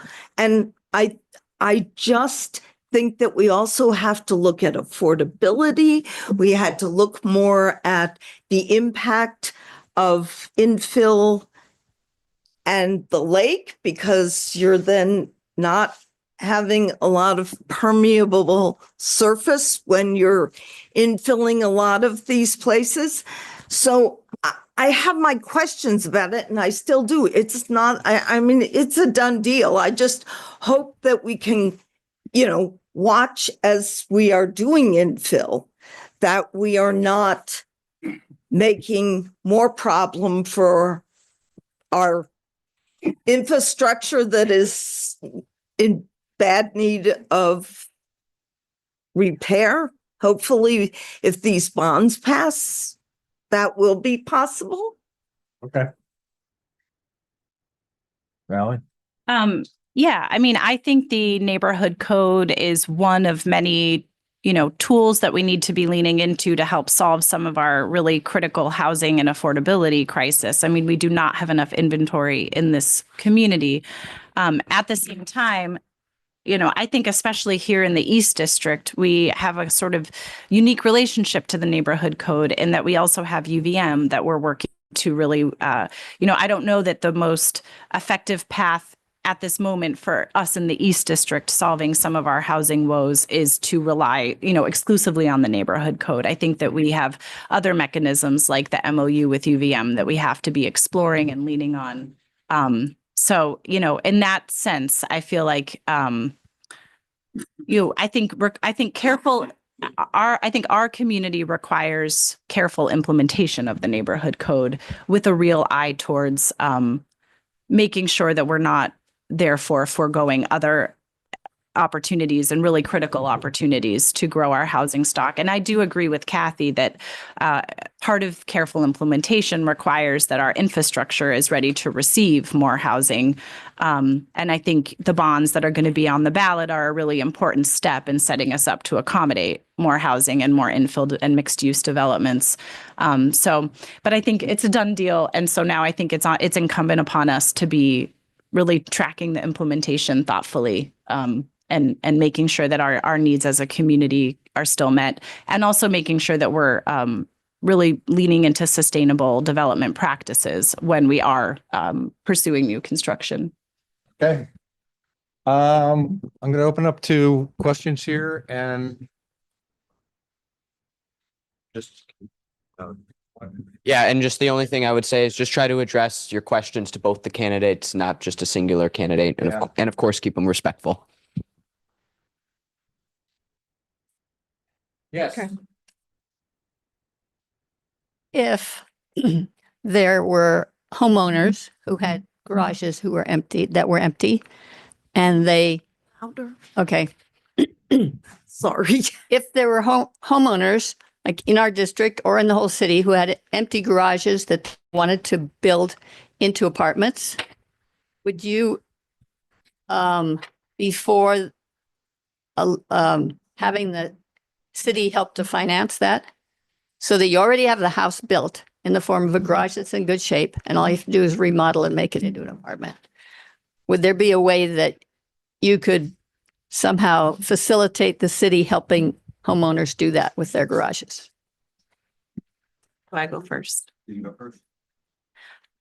I would say I love the creative thinking in that question. And I really think that AUDs or, converting existing structures into additional housing is definitely a path we have to be exploring.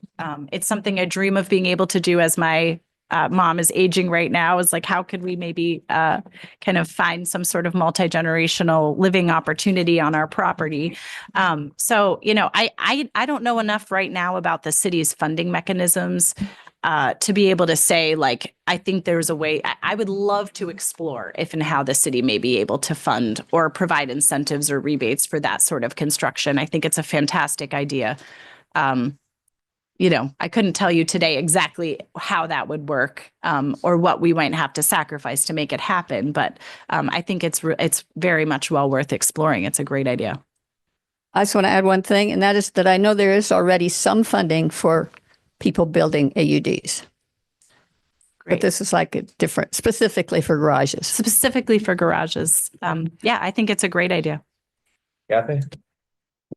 Well, I at one point explored that on ours, but it's a very small garage and we would have had to have done a lot more work on it. But I would like to look at doing that. It's something that right around the corner from us is a garage that has been turned into an apartment. And I thought that would be good, but it was a bigger garage than ours. But I don't know much about what you're talking about with funding there for changing garages into accessible,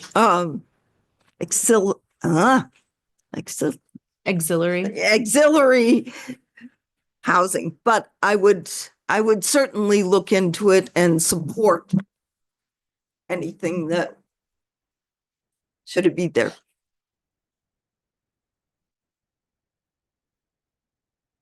Yes. I want to follow up on the question about campaign donations, and I'm wondering if you have received a sizable donation from someone who is outside the East District or an entity, and if so, how that might influence your voting or your work on the city council. Kathy, I think you're up first. Well, I have had I'm one of 6 kids. And so some of my sisters have supported me. So, but they have nothing, there would be no conflict of interest here because none of them even live in in Vermont. So that's. Do you mean specifically like in Burlington, but not in the East District? Or like outside of state? A donation from somebody outside the East District who has an interest wanting to influence the direction that city council might vote on something. For example, landlord, a business owner, that kind of influence. I have not felt any influence at all from people who've contributed to my campaign. And a lot of my non-East District money is also friends and family. But I have received support from a Church Street business owner who cares deeply about Burlington, and that's the only value I really feel or any pressure. It's a very heartfelt gift. I do believe that, I know it's been talked about how some members of the Pomerleau family have contributed to my campaign. My understanding is they have some commercial real estate, that they're not residential landlords, to my knowledge. And I feel I feel absolutely no pressure or like I'm being told sort of anything to do with these funds. I'm grateful that I feel like more than anything, people are stepping forward who from my race who really care about Burlington and have a long history of giving to really important causes and being an important part of this community. And as I shared, I don't do very well when I feel told what to do. So I'm not I'm not getting any of that, feeling any of that from anyone who's been contributing to my race, and I wouldn't let that happen.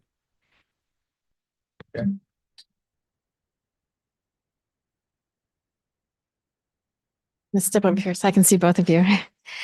So my question is about safety and security, whether it's If that doesn't. this doesn't. The mic is My for question is people online. about So you have to- safety and security here in our district.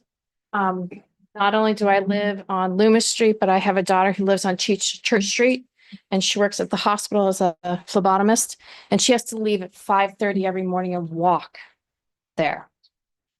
And you know what Church Street is like. So my question to you is like, when the candidates were announced, the co-chair for the Progressive Party came out and said that they wanted a majority so that they could get the mayor's votes through.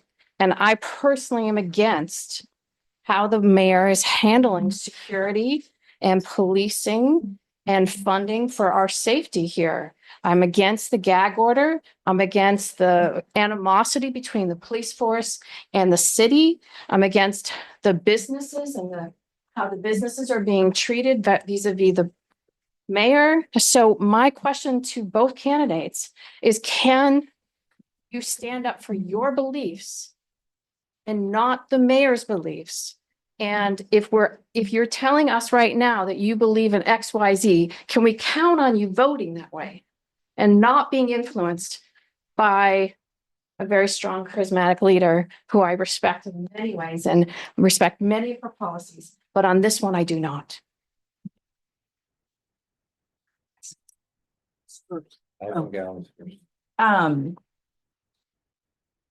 I can really commit that I think safety in so many definitions of the word is core to Burlington being a livable city. So, we should not have people sleeping out on the streets in the cold.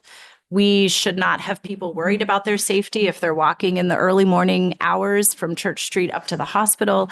I know that, I walk this city every day and I have kids who are really active members of this community. And, I don't appreciate at all that their school does needle sweeps of the playground regularly, and that my kids are kind of trained in what to touch and what not to touch, because it's really ubiquitous in this community right now. There's a lot of legitimate safety concerns that I think we have to be wrestling with and figuring out, like really holding the North Star of Burlington being a livable community and for everybody. And so, that is my North Star. And I think that looks a lot of ways, and how we get there. There's many different paths to getting there. But, I really hold that as my North Star. And that would be the North Star that I vote or against or for, as opposed to any one person's policy or sort of belief system.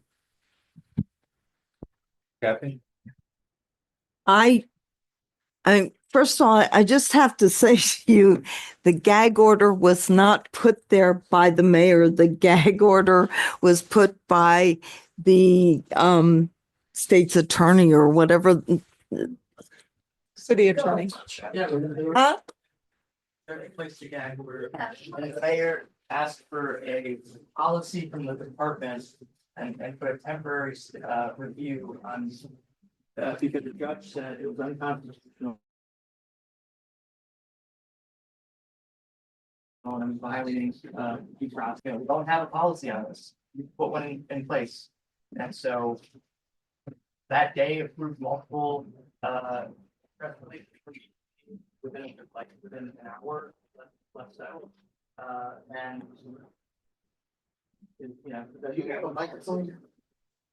I just want to be very clear, because it's some of this stuff, it's good to have policy.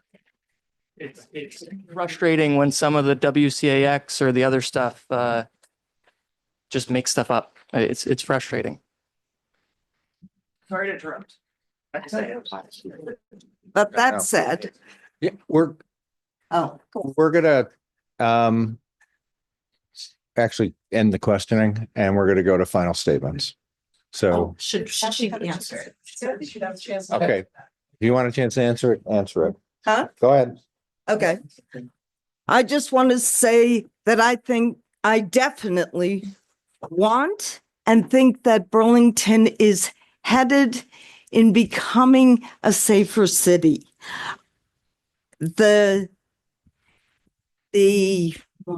was the Outdoor Gear Exchange has decided to move back into Burlington because they feel that Church Street has become safer. So I think there are things we're doing. This is going on all over this country.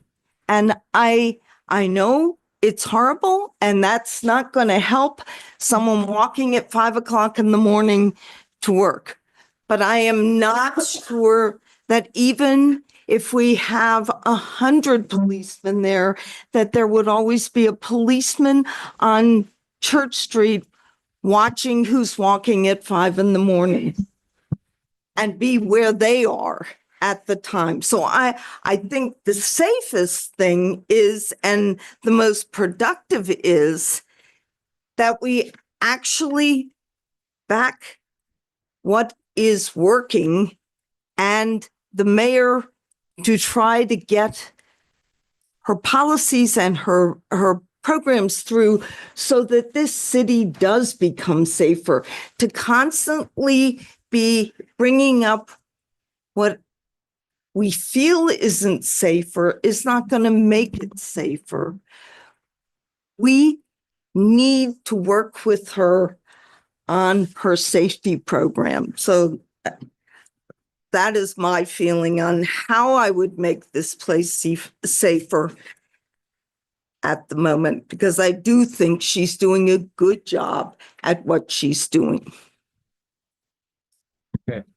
That pretty much ends our questioning and we're gonna go to final statements. Who gave the first statement? Oh, do you want us, you want me to go first for closing? Or should we do, I just went first for the last question. Should we do Catherine? Yeah, you'll go. You want to go first for closing?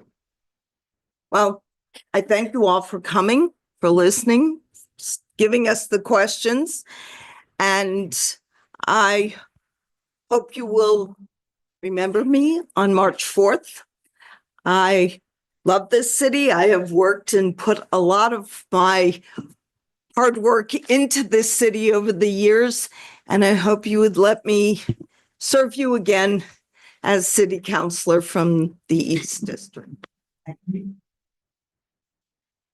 I really appreciate the opportunity to be here tonight and to talk with all of you. I, like Kathy, I would love your support and your vote on town meeting day, March 4th. I will say the best part about running for office for me has really been the opportunity to connect with so many of you. I'm always here. I'm very happy to chat. I enjoy hearing your thoughts, your ideas, your hopes, what you love most about Burlington and what you hope to see for Burlington in the future. So I encourage you, if you want to learn more about me or keep talking, please visit my website. It's Allie for Burlington, ALLIE for Burlington.com.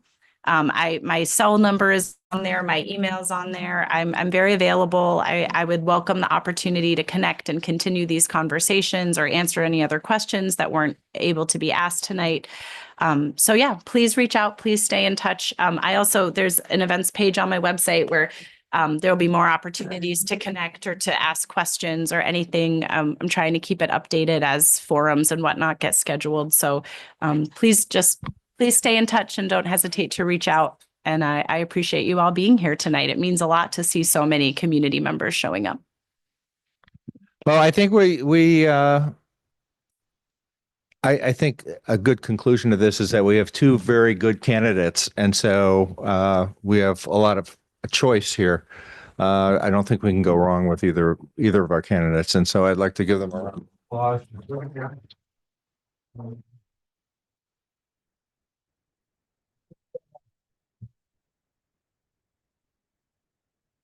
Thank you.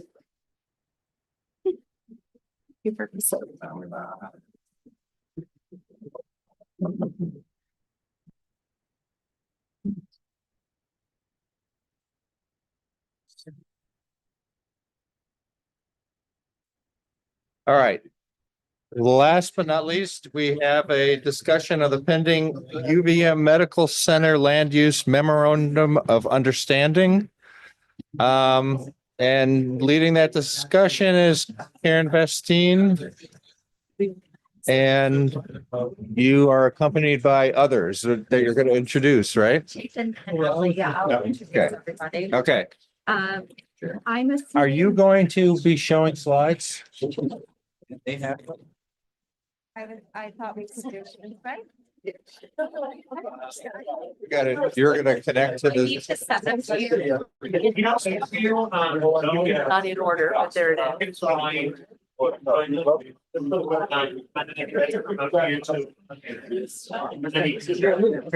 Hi. I'm good. And pouring my heart into I just read the questions that people ask. and I tell you the story of this guy kept discussing with his family was just something that I needed and a lot of people need something good. We'll be starting in just a couple minutes. Really. Well, I think this decision was just made for me. All my contracting just went. Yeah. Not alone. Oh,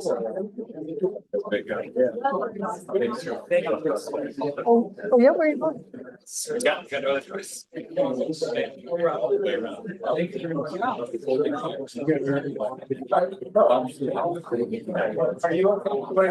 Something larger than the sunfish. 70? Nice. That's fun. You know all the people.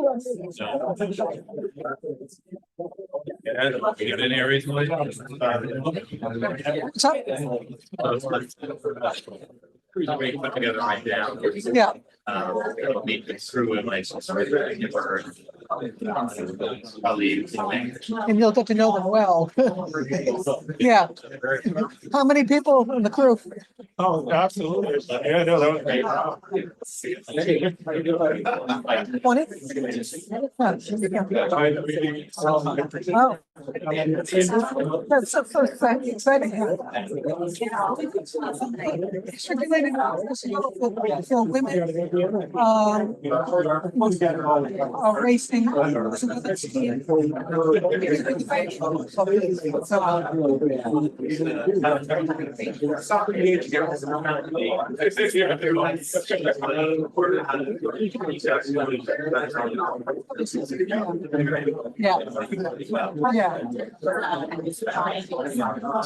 Oh, no, we're not.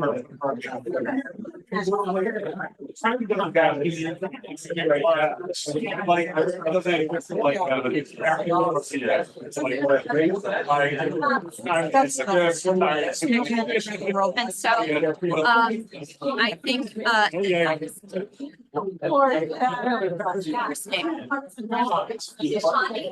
okay, I'm gonna send it to you right now. Sending your slides. So, when you go? I know you're concerned about time and I can do a second. Nice. Yeah.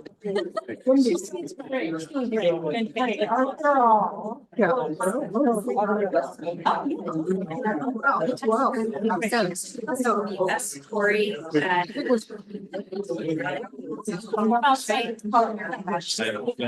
Which your husband. Yeah,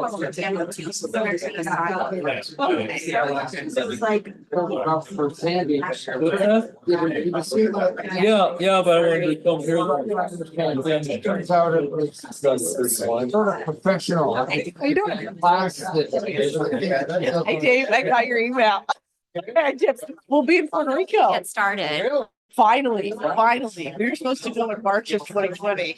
Yeah. Yeah. That didn't happen. March of 2020 didn't happen. But thank you for doing that. And I'm really sad that we missed winter. It was rough. It was about a week. I'm Johnny. You finally went to school. Saturday night to go find her lamp. It was upset that people didn't go. Sick. It was hard. So he was passing around the household.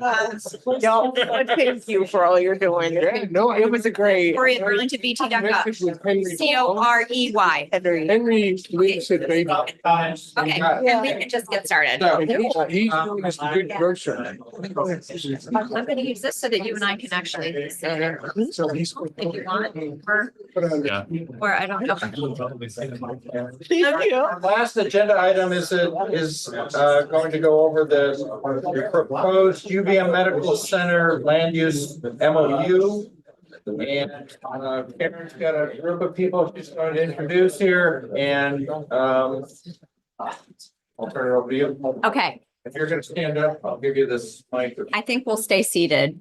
Yeah, we can just use. And the mics are only for, so people, yes, at home can hear us, but here you got to project. Okay. Are we good to share? All right. Yes, we are ready. Okay.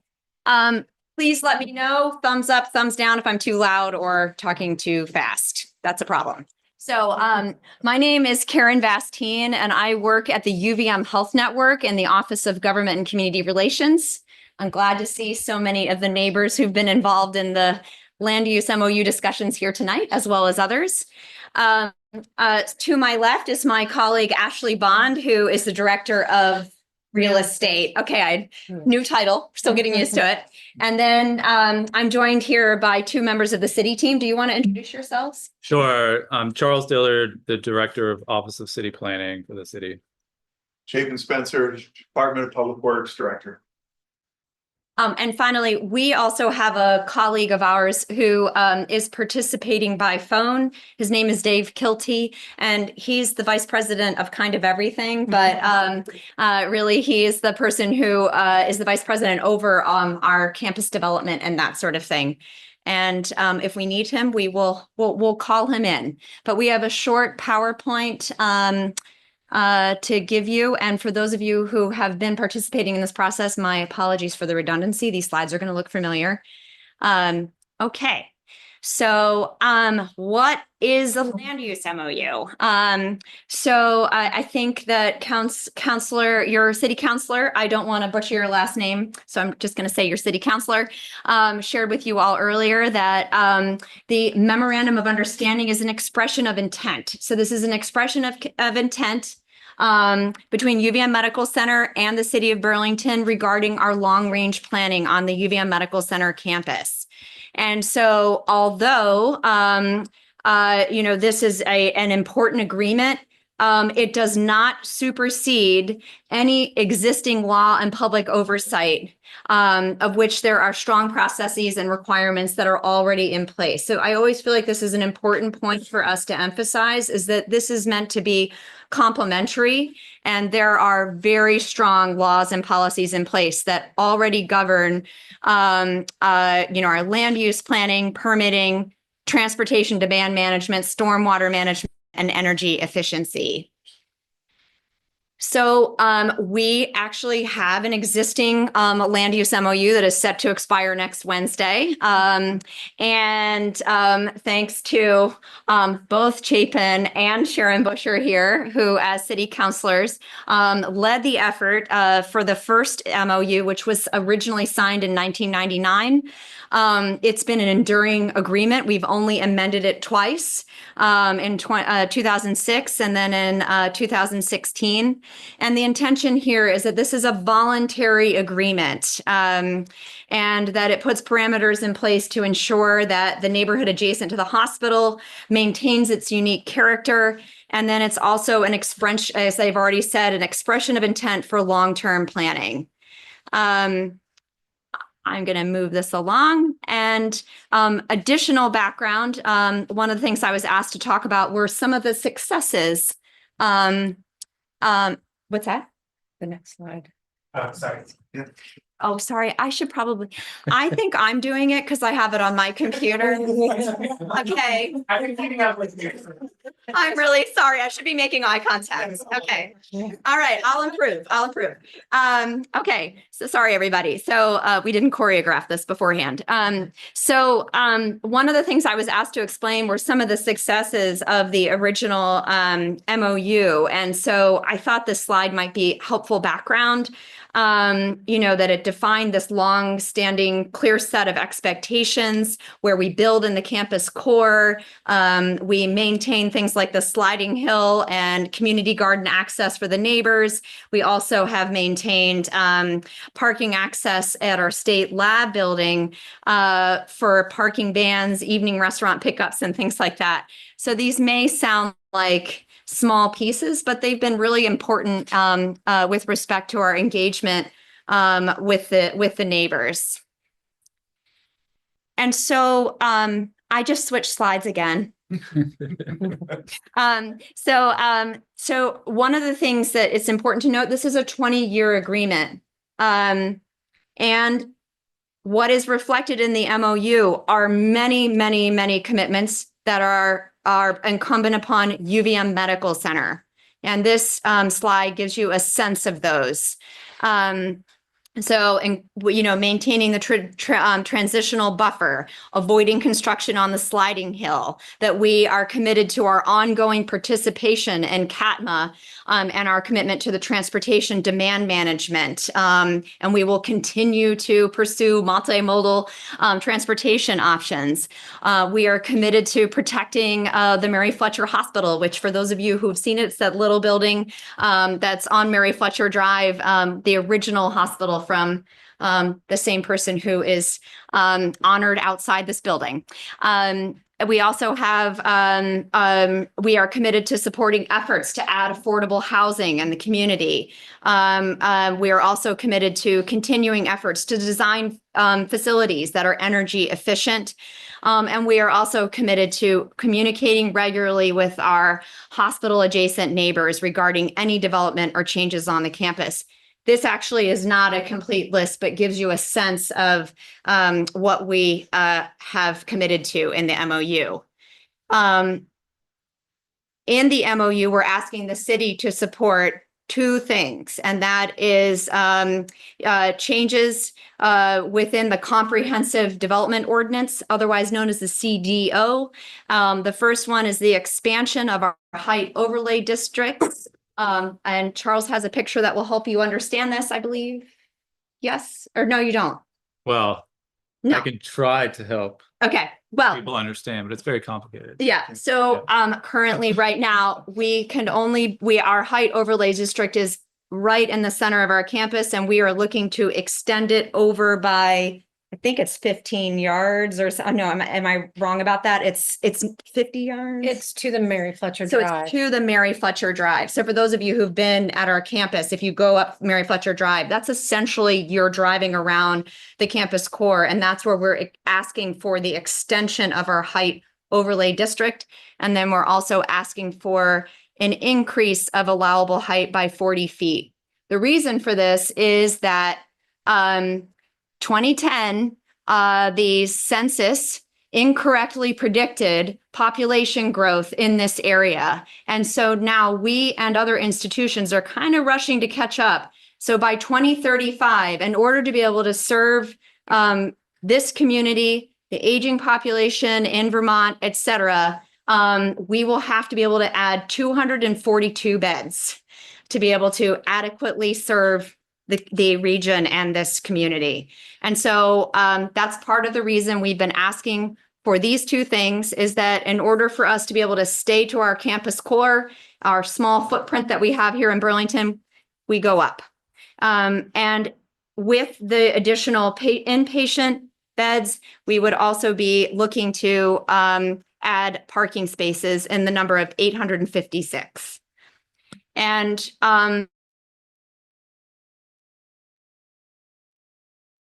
I also wanted to note that as part of those two asks, we have also made additional commitments to the city of Burlington. So with respect to the expansion of the Height Overlay District, we are committed to resilient infrastructure, and we've committed to meeting with DPW to become more informed and educated about the water infrastructure needs, which we've already started that work. And then regarding additional parking, we are founding members of CATMA. We really are very committed to this and actually enjoy being partners in CATMA and that work. So we are committed to working with the city to pursue additional multimodal transportation options. And then we also, starting in October, we will be participating in the Green Mountain Transit Unlimited Bus Pass program, which means that all of our staff at UVM Medical Center will have a pass on their name tag, just like Ashley and I have here, where they'll be able to scan it and ride for free. So that's what that is. And just so that you all have the milestones, because some of you may remember this time last year, Dave and I were here on, I think it was Valentine's Day for some reason was on your Wednesday. We were all here very late instead of staring at our loved ones over candlelight dinners. So when we actually started this journey in December of 2023, we have had 6 information and work sessions with the neighbors.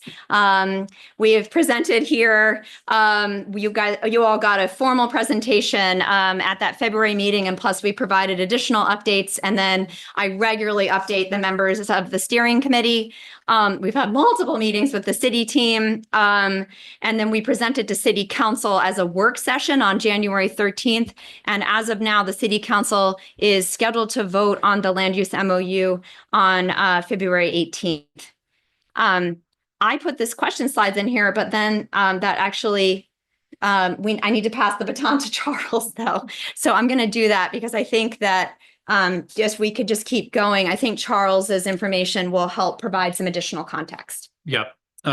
So I think you can skip to the next slide now. I just want to sort of help paint the picture about how the zoning ordinance regulates the campus, especially the edges. The transitional buffer is something that has come up a lot in meetings with the community. So what you're seeing here, this sort of green area that surrounds the UVM, MC, and UVM campuses is this transitional buffer. It extends 150 feet into the campuses. In that transitional buffer, lot coverage is limited to 40%. So that's, relatively strict. I'm not sure exactly what the lot coverage is today, but it limits development, limits the extent of development right along the edges of East Avenue and Colchester. Housing units within the transitional buffer cannot be demolished or converted to a non-residential use. So that's particularly relevant to East Avenue. And importantly, the proposed MOU would limit lot coverage in the buffer to 40%, even if the city were for some reason to propose a zoning amendment to increase the lot coverage, which we're not contemplating at the moment. And we would only do that through a planning process that involved a rigorous community engagement component. So again, the MOU doesn't contemplate any changes to this transition buffer. You can go to the next slide. The building height in the campus is, I will say, the most complicated height standard I've encountered in my career as a planner. It is relative to mean sea level, rather than, dictating height and the number of stories or number of feet that a building can rise. Currently within the height overlay, which is the pink area, height is limited to 540 feet above sea level. That is not 540 feet from the ground. Sea level here on the next slide, we've got, I show what some of the contour lines are. So the, yeah, this is the best slide. So you can see on the left, that is the existing overlay, and what the MOU proposes, which is what Ashley and Karen were talking about, is it extends the height overlay to Mary Fletcher Drive. There's a contour line about 340 feet above sea level that crosses Mary Fletcher Drive and clips the edge of the McClure parking garage. So outside of the height overlay district, height is limited to the current height of the tallest structure on the UVM MC campus, which is the McClure building. That would mean that, let's say the medical center decided to replace the garage with a building. That building could rise to about 8 or 9 stories, anywhere between 100 and 112 feet or so. Inside the height overlay, like Karen said, the proposal is to increase the height to 540 feet above sea level. Ultimately, I think that gets you to about a 20, maximum 20, but probably not even 20 stories. Hospital, it's complicated, but hospital buildings have quite a lot of technology in between the floor and the ceiling, and that means the floor to floor height was 14 feet. So 14 stories is about what you would get in the height overlay.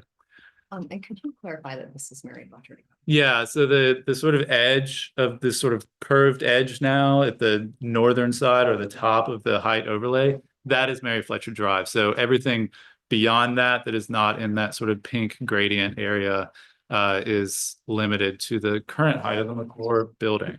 So again, What's the upper line there? the upper line. The top of the overlay district. Mary Fletcher Drive. Yep, that's Mary Fletcher Drive.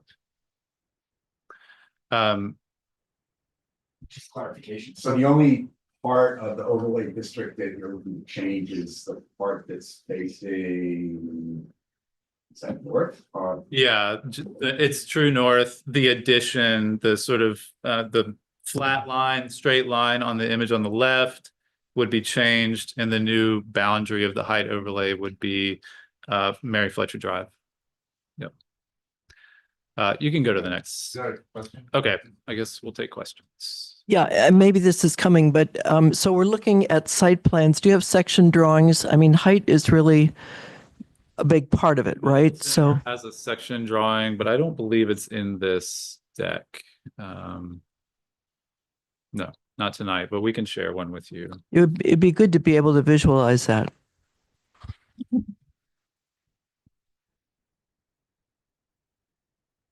Very simple clarification. The height increase would be across the entire overlay, not just that extension of the Just overlay.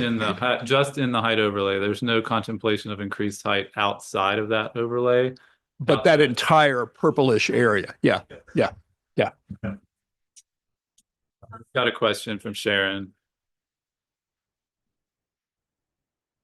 Sorry. Thank you. So just for everybody's benefit, how, in relation to sea level and all of the conversation, which is challenging, how high is the ACC right now? What's the height of that structure? The current building that looks like an airport, that's the entryway to the hospital. How tall is that? Because I think that is a reference point that people know about the water tower, but the water tower is this entity like in one corner. I'd just like to know the height of that building right now so that people can maybe imagine what we're talking about. I'm very visual, so that's why I'm asking. What's the tallest building now? But I think Miller is less, I'm just trying to bring forward something and I agree Miller is, yeah. But I'm just trying to have that as a focal point, and then we can people can imagine. Right. So I just texted Dave Kilty, who's on the phone, and he does not have that information handy for the ACC, which Sharon's referring to the front of the hospital. But I think we do actually have the height above sea level for McClure. Isn't that about 5 stories? I mean, just to keep it simple, it's about 5 stories. So we're talking about a building 4 times taller. 20 stories is not accurate. I I'm thought, sorry. well, I thought that you said, well, 3 times. I thought you said 14 stories. Is that, 14 stories. yeah, so a building's about 3 times taller. I think we can probably get the height of these buildings as we go. We can probably get an answer from Dave, or maybe one of us can find it. I'll keep going, and maybe over the course of the next few minutes, we can figure that out. There's just been a lot of concern about building height along Colchester Avenue, and concern about specifically canyon effect. And I don't mean this to be condescending. I mean this in the truest sense, that the canyon effect is an observable condition that we see in cities where there's tall buildings on 2 sides of streets that produce observable conditions like poor air quality, urban heat island effect, wind, and noise. Everybody has concerns about, or their own concerns about, building height, and those are valid. But I just want to make sure that we're not conflating what is a serious challenge when we're confronted with the canyon effect and what the result of a taller building on one side of the street here. I just wanted to say that here. And I'll talk a little bit more about how the city might regulate building height typically throughout the city, and how building height changes are contemplated. If you could go to the next slide, I'm going to try to be brief about the joint institutional parking management plan. This is something that is required in the city's zoning ordinance. Each of the institutions, the 3 Hill institutions, the Medical Center, UVM, and Champlain College, have traditionally submitted a joint institutional parking management plan. Each one of them is required to submit one plan. They do it all together. They do it in partnership with CATMA, the Chittenden Area Transportation Management Association, and a consultant is hired to help them with that study. The intent is to ensure that the institutions are not overburdening the city's streets and the residents. I think we all understand that probably the JIP needs to be strengthened. I mean, the Planning Commission has said this, the Development Review Board has said this. And so we're going to be working over the course of the next year or two as we implement changes to the city's TDM standards to strengthen the JIP process to make sure that neighborhood streets are in fact better protected. So if you can go to the next slide. The requirements here, it just points out that the institutions are responsible for providing strategies that reduce or manage parking demand. And there's a list of things. So telecommuting, policies restricting or prohibiting vehicle use by various user groups, commuters being one of them. Programs and subsidies to encourage transit use. So the medical center's membership now in the GMT Universal Access Program is one of those. Shuttle services, the medical center does that, and parking permit systems. And there's a mechanism in the JIP to make sure that things are being measured, that we understand how many parking spaces are being provided on each campus, what the demand is, what the growth in demand might be given any growth plans for each of the institutions. You can go to the next slide. The JIP is submitted every 5 years. There's an annual update. Every new JIP is reviewed by the Planning Commission and approved by the Development Review Board. The Planning Commission has been reviewing each annual update. In last year's update, the Planning Commission submitted a memo to the City Council encouraging and really directing us to revise the JIP process to focus more on transportation demand management. We are working with CATMA right now on that very process. We're also going to be working with the Council's Transportation, Energy, and Utilities Committee on amending the ordinance itself to strengthen the JIP, but also to create new TDM standards. So next slide, if you could. In 2019, the City Council directed the city to undertake a comprehensive study into the city's transportation demand management program. That plan was completed in the summer of last year. There's a long list of 22 strategies. We're going to be working with DPW and TUC over the next few months to refine the first really critical piece of that, which is a new ordinance regulating TDM. We are moving very likely to a new points-based system, which is really the state of the art.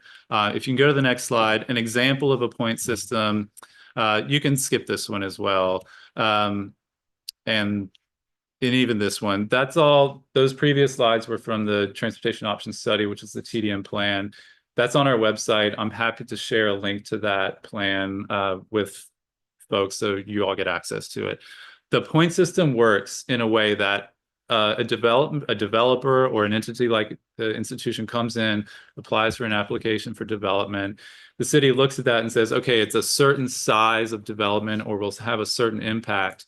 And that determines the amount of points that that entity will have to achieve. And the points are achieved through provision of different TDM programs. So the Universal Access Program from GMT might get the medical center a part of the way there, but it's not going to be all the way there. They will have to do other things like providing secure bike parking, providing electric vehicle charging, carpooling, shuttles, satellite parking, that sort of thing. There's a whole menu of options. But the point is that we're really going to strengthen our TDM ordinance, and any development that occurs sort of under the potential sort of governance of this MOU will be subject likely to any revised TDM standards. Next, you can skip this one as well. And this one as well. So this is the end. I just wanted to close, and then we'll take the question that a lot of the concerns we've heard about building height, about setback, about the streetscape, about traffic, about pedestrian and bike safety, those are issues that we typically study in depth through an area planning process. We're doing an area plan for the new North End right now. We've got an adopted area plan for the South End, and that's where we have the time and the capacity with consultant help to really dive into the details, do rigorous community engagement, broad-based community engagement to find out what issues really are impacting people and what people would like to see. And from my perspective, that is the most appropriate and responsible way to plan for the community. And I would very much like to engage in a conversation with this administration and any future administration to convince them that we should do a plan for the eastern part of Burlington. I think anything, Chapin? Yeah, all I will say is that the DPW appreciates this additional commitment for the UVM or for the GMT Unlimited Access Program. The hospital is now joining UVM and Champlain College in providing this benefit. And we will continue to work to independently review any DRB application that comes on how to make sure the traffic is still flowing smoothly in and around the hospital area when any development is proposed. There's nothing in this MOU that binds our hands and says we can't do our due diligence in reviewing traffic impacts of their proposal. So I want you to know that, yes, they're making good steps in multimodal promotion, and we will review every project independently. So, I appreciate that you'll be reviewing each project in terms of its impacts on traffic and other things. But I question why the city would commit to doing roughly, very rough numbers. There are 2,000 parking spaces now, and there'll be almost another 1,000 additional. East Avenue is already overburdened. So JIP notwithstanding, it's overburdened. People drive like crazy because they're trying to get through this streets that you cannot get through for quite some time each day. So I would argue that the medical center needs to do a far better job right now on its existing demand side management, and I would also argue that the city ought not to commit in advance to additional 1,000 spaces when we have no idea how that would be possible to accommodate that traffic. We can't accommodate the traffic that's being generated now. So why would the city say, yes, we agree in concept to this huge addition in parking spaces when it's just not feasible without significant and expensive infrastructure changes? It just is not unworkable. So I don't think that wasn't really a question, just a rant. So I'm done. Go ahead. You're next. I have a concern about the height with regard to light. If you have a building or several buildings 3 times the height of what you have now, it's going to cut off a significant amount of daylight to neighborhoods such as Case Parkway, Billadu Parkway, Tebow, Latham Court. And I think, we live in a climate that's dark a good part of the year. So I think that I hope you'll take that into consideration. And I also, Cindy, I have concerns about the parking. You said you're adding 200 beds. You'd be something like that, 226. 242 beds. Yeah, so that's also kind of murky for me. Didn't the Green Mountain Board just require the hospital to cut its budget and you're to them? And then for 200 extra beds, why do you need 886 new parking spots? So those are my questions. So I can't really speak to the reaction of the Green Mountain Care Board orders that happened this year. We're working on population projections that are outside of that process. So when we talk about 240 beds, we're talking about 240 beds over a 20-year period and that we're planning for. So it's not anything that we're going to do in one project. It's not anything that we're planning to do all at once, but we need to plan today for that projection for 20 to 30 years from now, what we're going to be seeing for patients needing our care in Vermont and in the northern New York region. So that's where the projections come from. The parking spaces are related to more so the visitors and the guests and the patients coming to the hospital. I think Sharon, she's gone now, but she always likes to point out that you have to have a tenure at the hospital for over 25 years in order to park on site. So we are continuing to shuttle.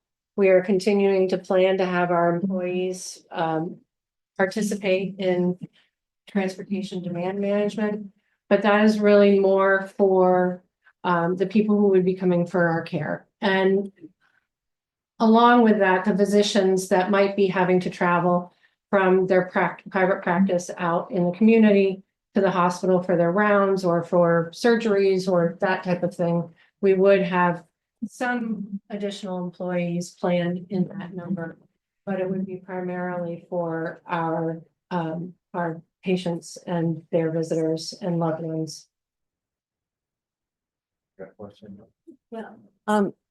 Chapin, I respect and love you, okay? We've known each other a long time, but I simply do not understand anybody in the city administration, and I have great respect for the planning office as well and everything you're trying to do.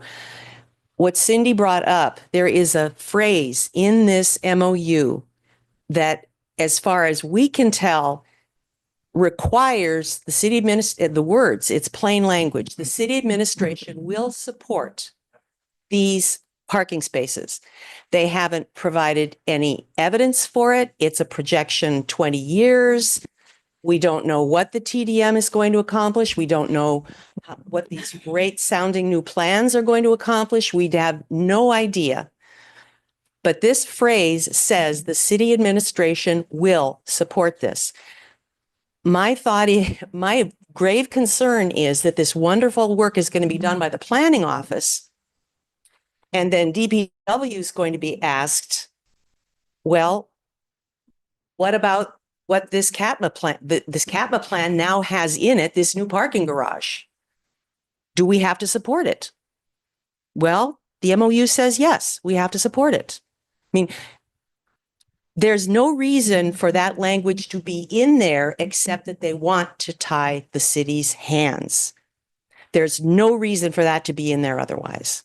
Because if this MOU does not govern the regulatory processes, then what is this doing in there except to stop someone from taking a very strong stand in these processes? And I appreciate the way that the presentation has changed in response to our objections, which basically said there's very little in this for the city, but there's a lot in this for the hospital. And the presentation tonight talks a lot more about what is in it for the neighbors, which is the sliding hill and the parking at baseball games and things that we have now. We have all of this stuff now that they're talking about giving us. Okay. So for some of us, the concern is, what are we getting out of this? Why don't we start over again with the city drafting an MOU and taking it to the hospital? We start with our demands. We start with what we need for a livable neighborhood. And I appreciate everything you guys have done along the way, but we have to live here. We have to live here. And when I think about what has been done in other wards, somebody wanted to put in a 4-story, 20-unit apartment building, and the city councilors from that ward went berserk. What would they do if someone came and said, we're going to put an 18-story building in the middle of your neighborhood? I'm sorry, but we have to live here.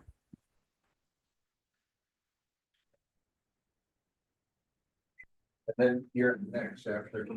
Go ahead.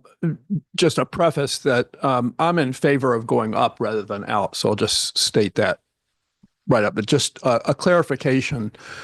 You say we need 242 additional beds in the future, and then want to increase the height. Do you anticipate that, are those two things tied together, that to put 242 beds in, you need to increase the building by 3 times, or is it that the two are disconnected? Charles, I'm not sure where you got 3 times from and the 20 stories. So we should Well, probably I just want to correct for the record, we are not building a 20-story building on the UVM Medical Center campus, just to clarify. But yes, because we're focusing our construction to the campus core, the pink and purple pictures that Charles showed earlier, that does mean we need to go up. There is no place to go out. And so you've got it right. Okay. Yeah.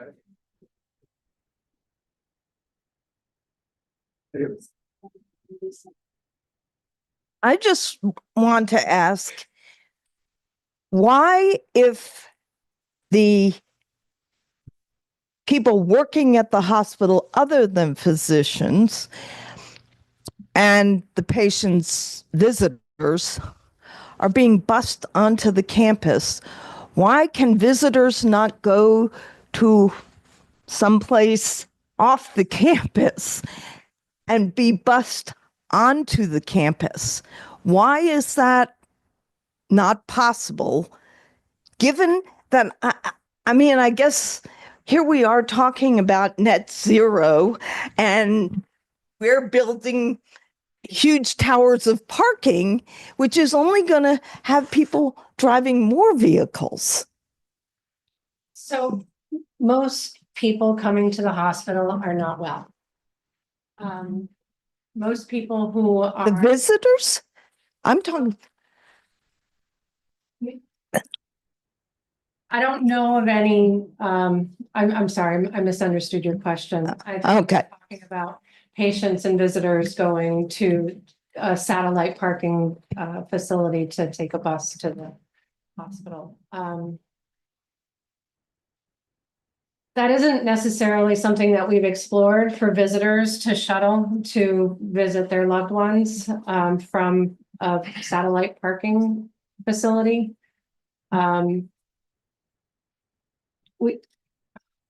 That's a difficult question. I actually think it's a good question, and I think we are exploring a number of things right now. But I will also just say that when I've had gravely ill family members, I appreciated not here, but at other hospitals, being able to get to them as quickly as possible. So I just think there will be a number of elements for us to keep into play. But I appreciate your question, which is, are there other ways that we can encourage people to use multimodal transportation options to get to the hospital, whether they're a visitor or staff person or a patient? But it's a complicated question, but thank you. Okay. Richard? My question, well, I'm repeating myself a little bit. I got two questions. I feel further to Jeannie's remarks, I feel as if it's disingenuous for the city when you know that UVM is going to come up with an MOU for similar to what they were trying to put through a year or so ago, that will multiply the impact on the neighborhood, aesthetically, transportation, etc., etc. So so that's one point. And I really think it needs an answer. The second is, I better be careful here because I'm speaking to my boss, Shapen. Thank you. I second that. But I've also been in logistics for 50 years. Yep. And I tried to keep my finger on the pulse of what's going on in the city, but I've never seen anything, any meetings or NPA agenda items about TDM. And so what is in the TDM that's been, for instance, brought, say, to the Ward 1 NPA? And I've been involved in the Ward 1 NPA for about 25 years. So are these things just cooked up in a commission or a board or something, or and then stealthily taken to city council for agreement, or are they actually something that comes out and asks for public opinion? Because you'd get comments like you've had from Cindy, and like you've had from Jeannie, and you've had from a lot of people about the gridlock that occurs. Thanks. So TDM, what's TDM? Transportation demand management. Okay, she's kind of interesting. Great, thanks, Richard, and thanks, Jeannie, too. I wanted to respond quickly to Jeannie's comment about how can the city independently review traffic if there's language in here that said the city administration shall. And I want to just be clear, the city has signed a number of MOUs, development agreements, whether with Cambrian Rise, with City Place, with large developments, where the city administration does commit to making best efforts and to advancing things. There is a difference, the administration of the mayor's office and their appointees, including myself, Charles is the director. My technical team they have engineering licenses. If they don't follow through with engineering protocols, they will lose their license, they will lose their jobs. So fundamentally, there is a firewall. I can't direct them to come out with a certain answer, and they independently review every development project. So even when it says city administration in there, it does not mean that the engineers at DPW will not do our due diligence. So there is that. And on the TDM piece, Richard's right. We are planning on coming to you all very soon. The transportation option study is almost to the point where we're ready to bring the draft recommendations to you all. Charles and I have been working through that. I think there's a lot exciting there to get at some of the concerns that residents around here have, that we need to be holding our businesses, organizations accountable to helping us collectively solve the transportation issues as we work to decarbonize, as we work to make Burlington more livable. So I appreciate, Chapin, that you talk about doing due diligence, but that begs the question, why would the city put language in advance of any information that the city is going to support this dramatic increase in parking spaces? It makes no sense. We have no information. Why would the city support that? it just is a serious mistake to make that commitment that the city is in support of something that it knows nothing about, other than that we're already past capacity. We're overburdened, I think is the JIP term used. The roads are already overburdened. So why would we, out of nowhere, support a dramatic increase in parking spaces? Just let the due diligence. It gives a number of parking places that will be supported. It doesn't say, well, the city will do its best to advance the ability law. Earhart. Thanks. So I am not directly impacted by this, and I really appreciate all of the passion that folks in the immediate neighborhood are bringing to bear on this. One question and a point. The point is that we used to require, and I can't remember if it was both institutions on the Hill, but it was at least the University of Vermont, to submit a long-range plan to the city. And that was a requirement that was eliminated, and I can't remember exactly why. I wasn't on the council in the 90s, but at some point in the 90s or the aughts, I think that was eliminated.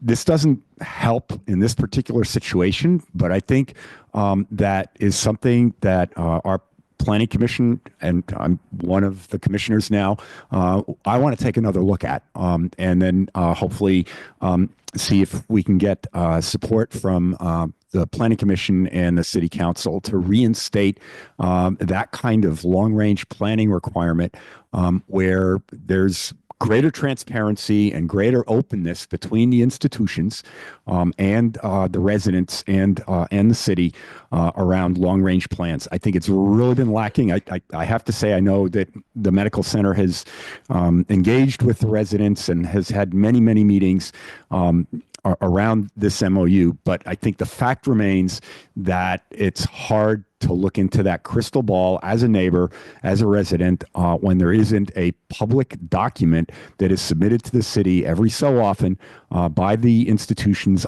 by both well, it's one institution essentially, on the Hill.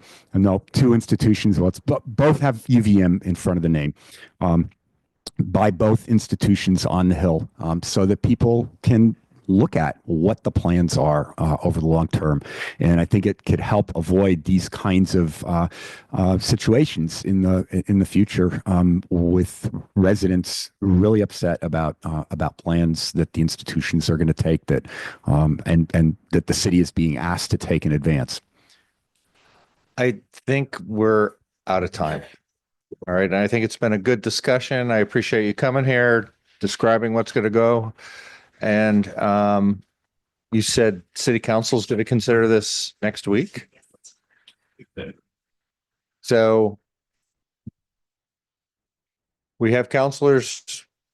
We should contact them and let our feelings be known.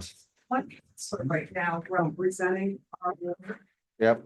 So I think that's a problem in terms of this also.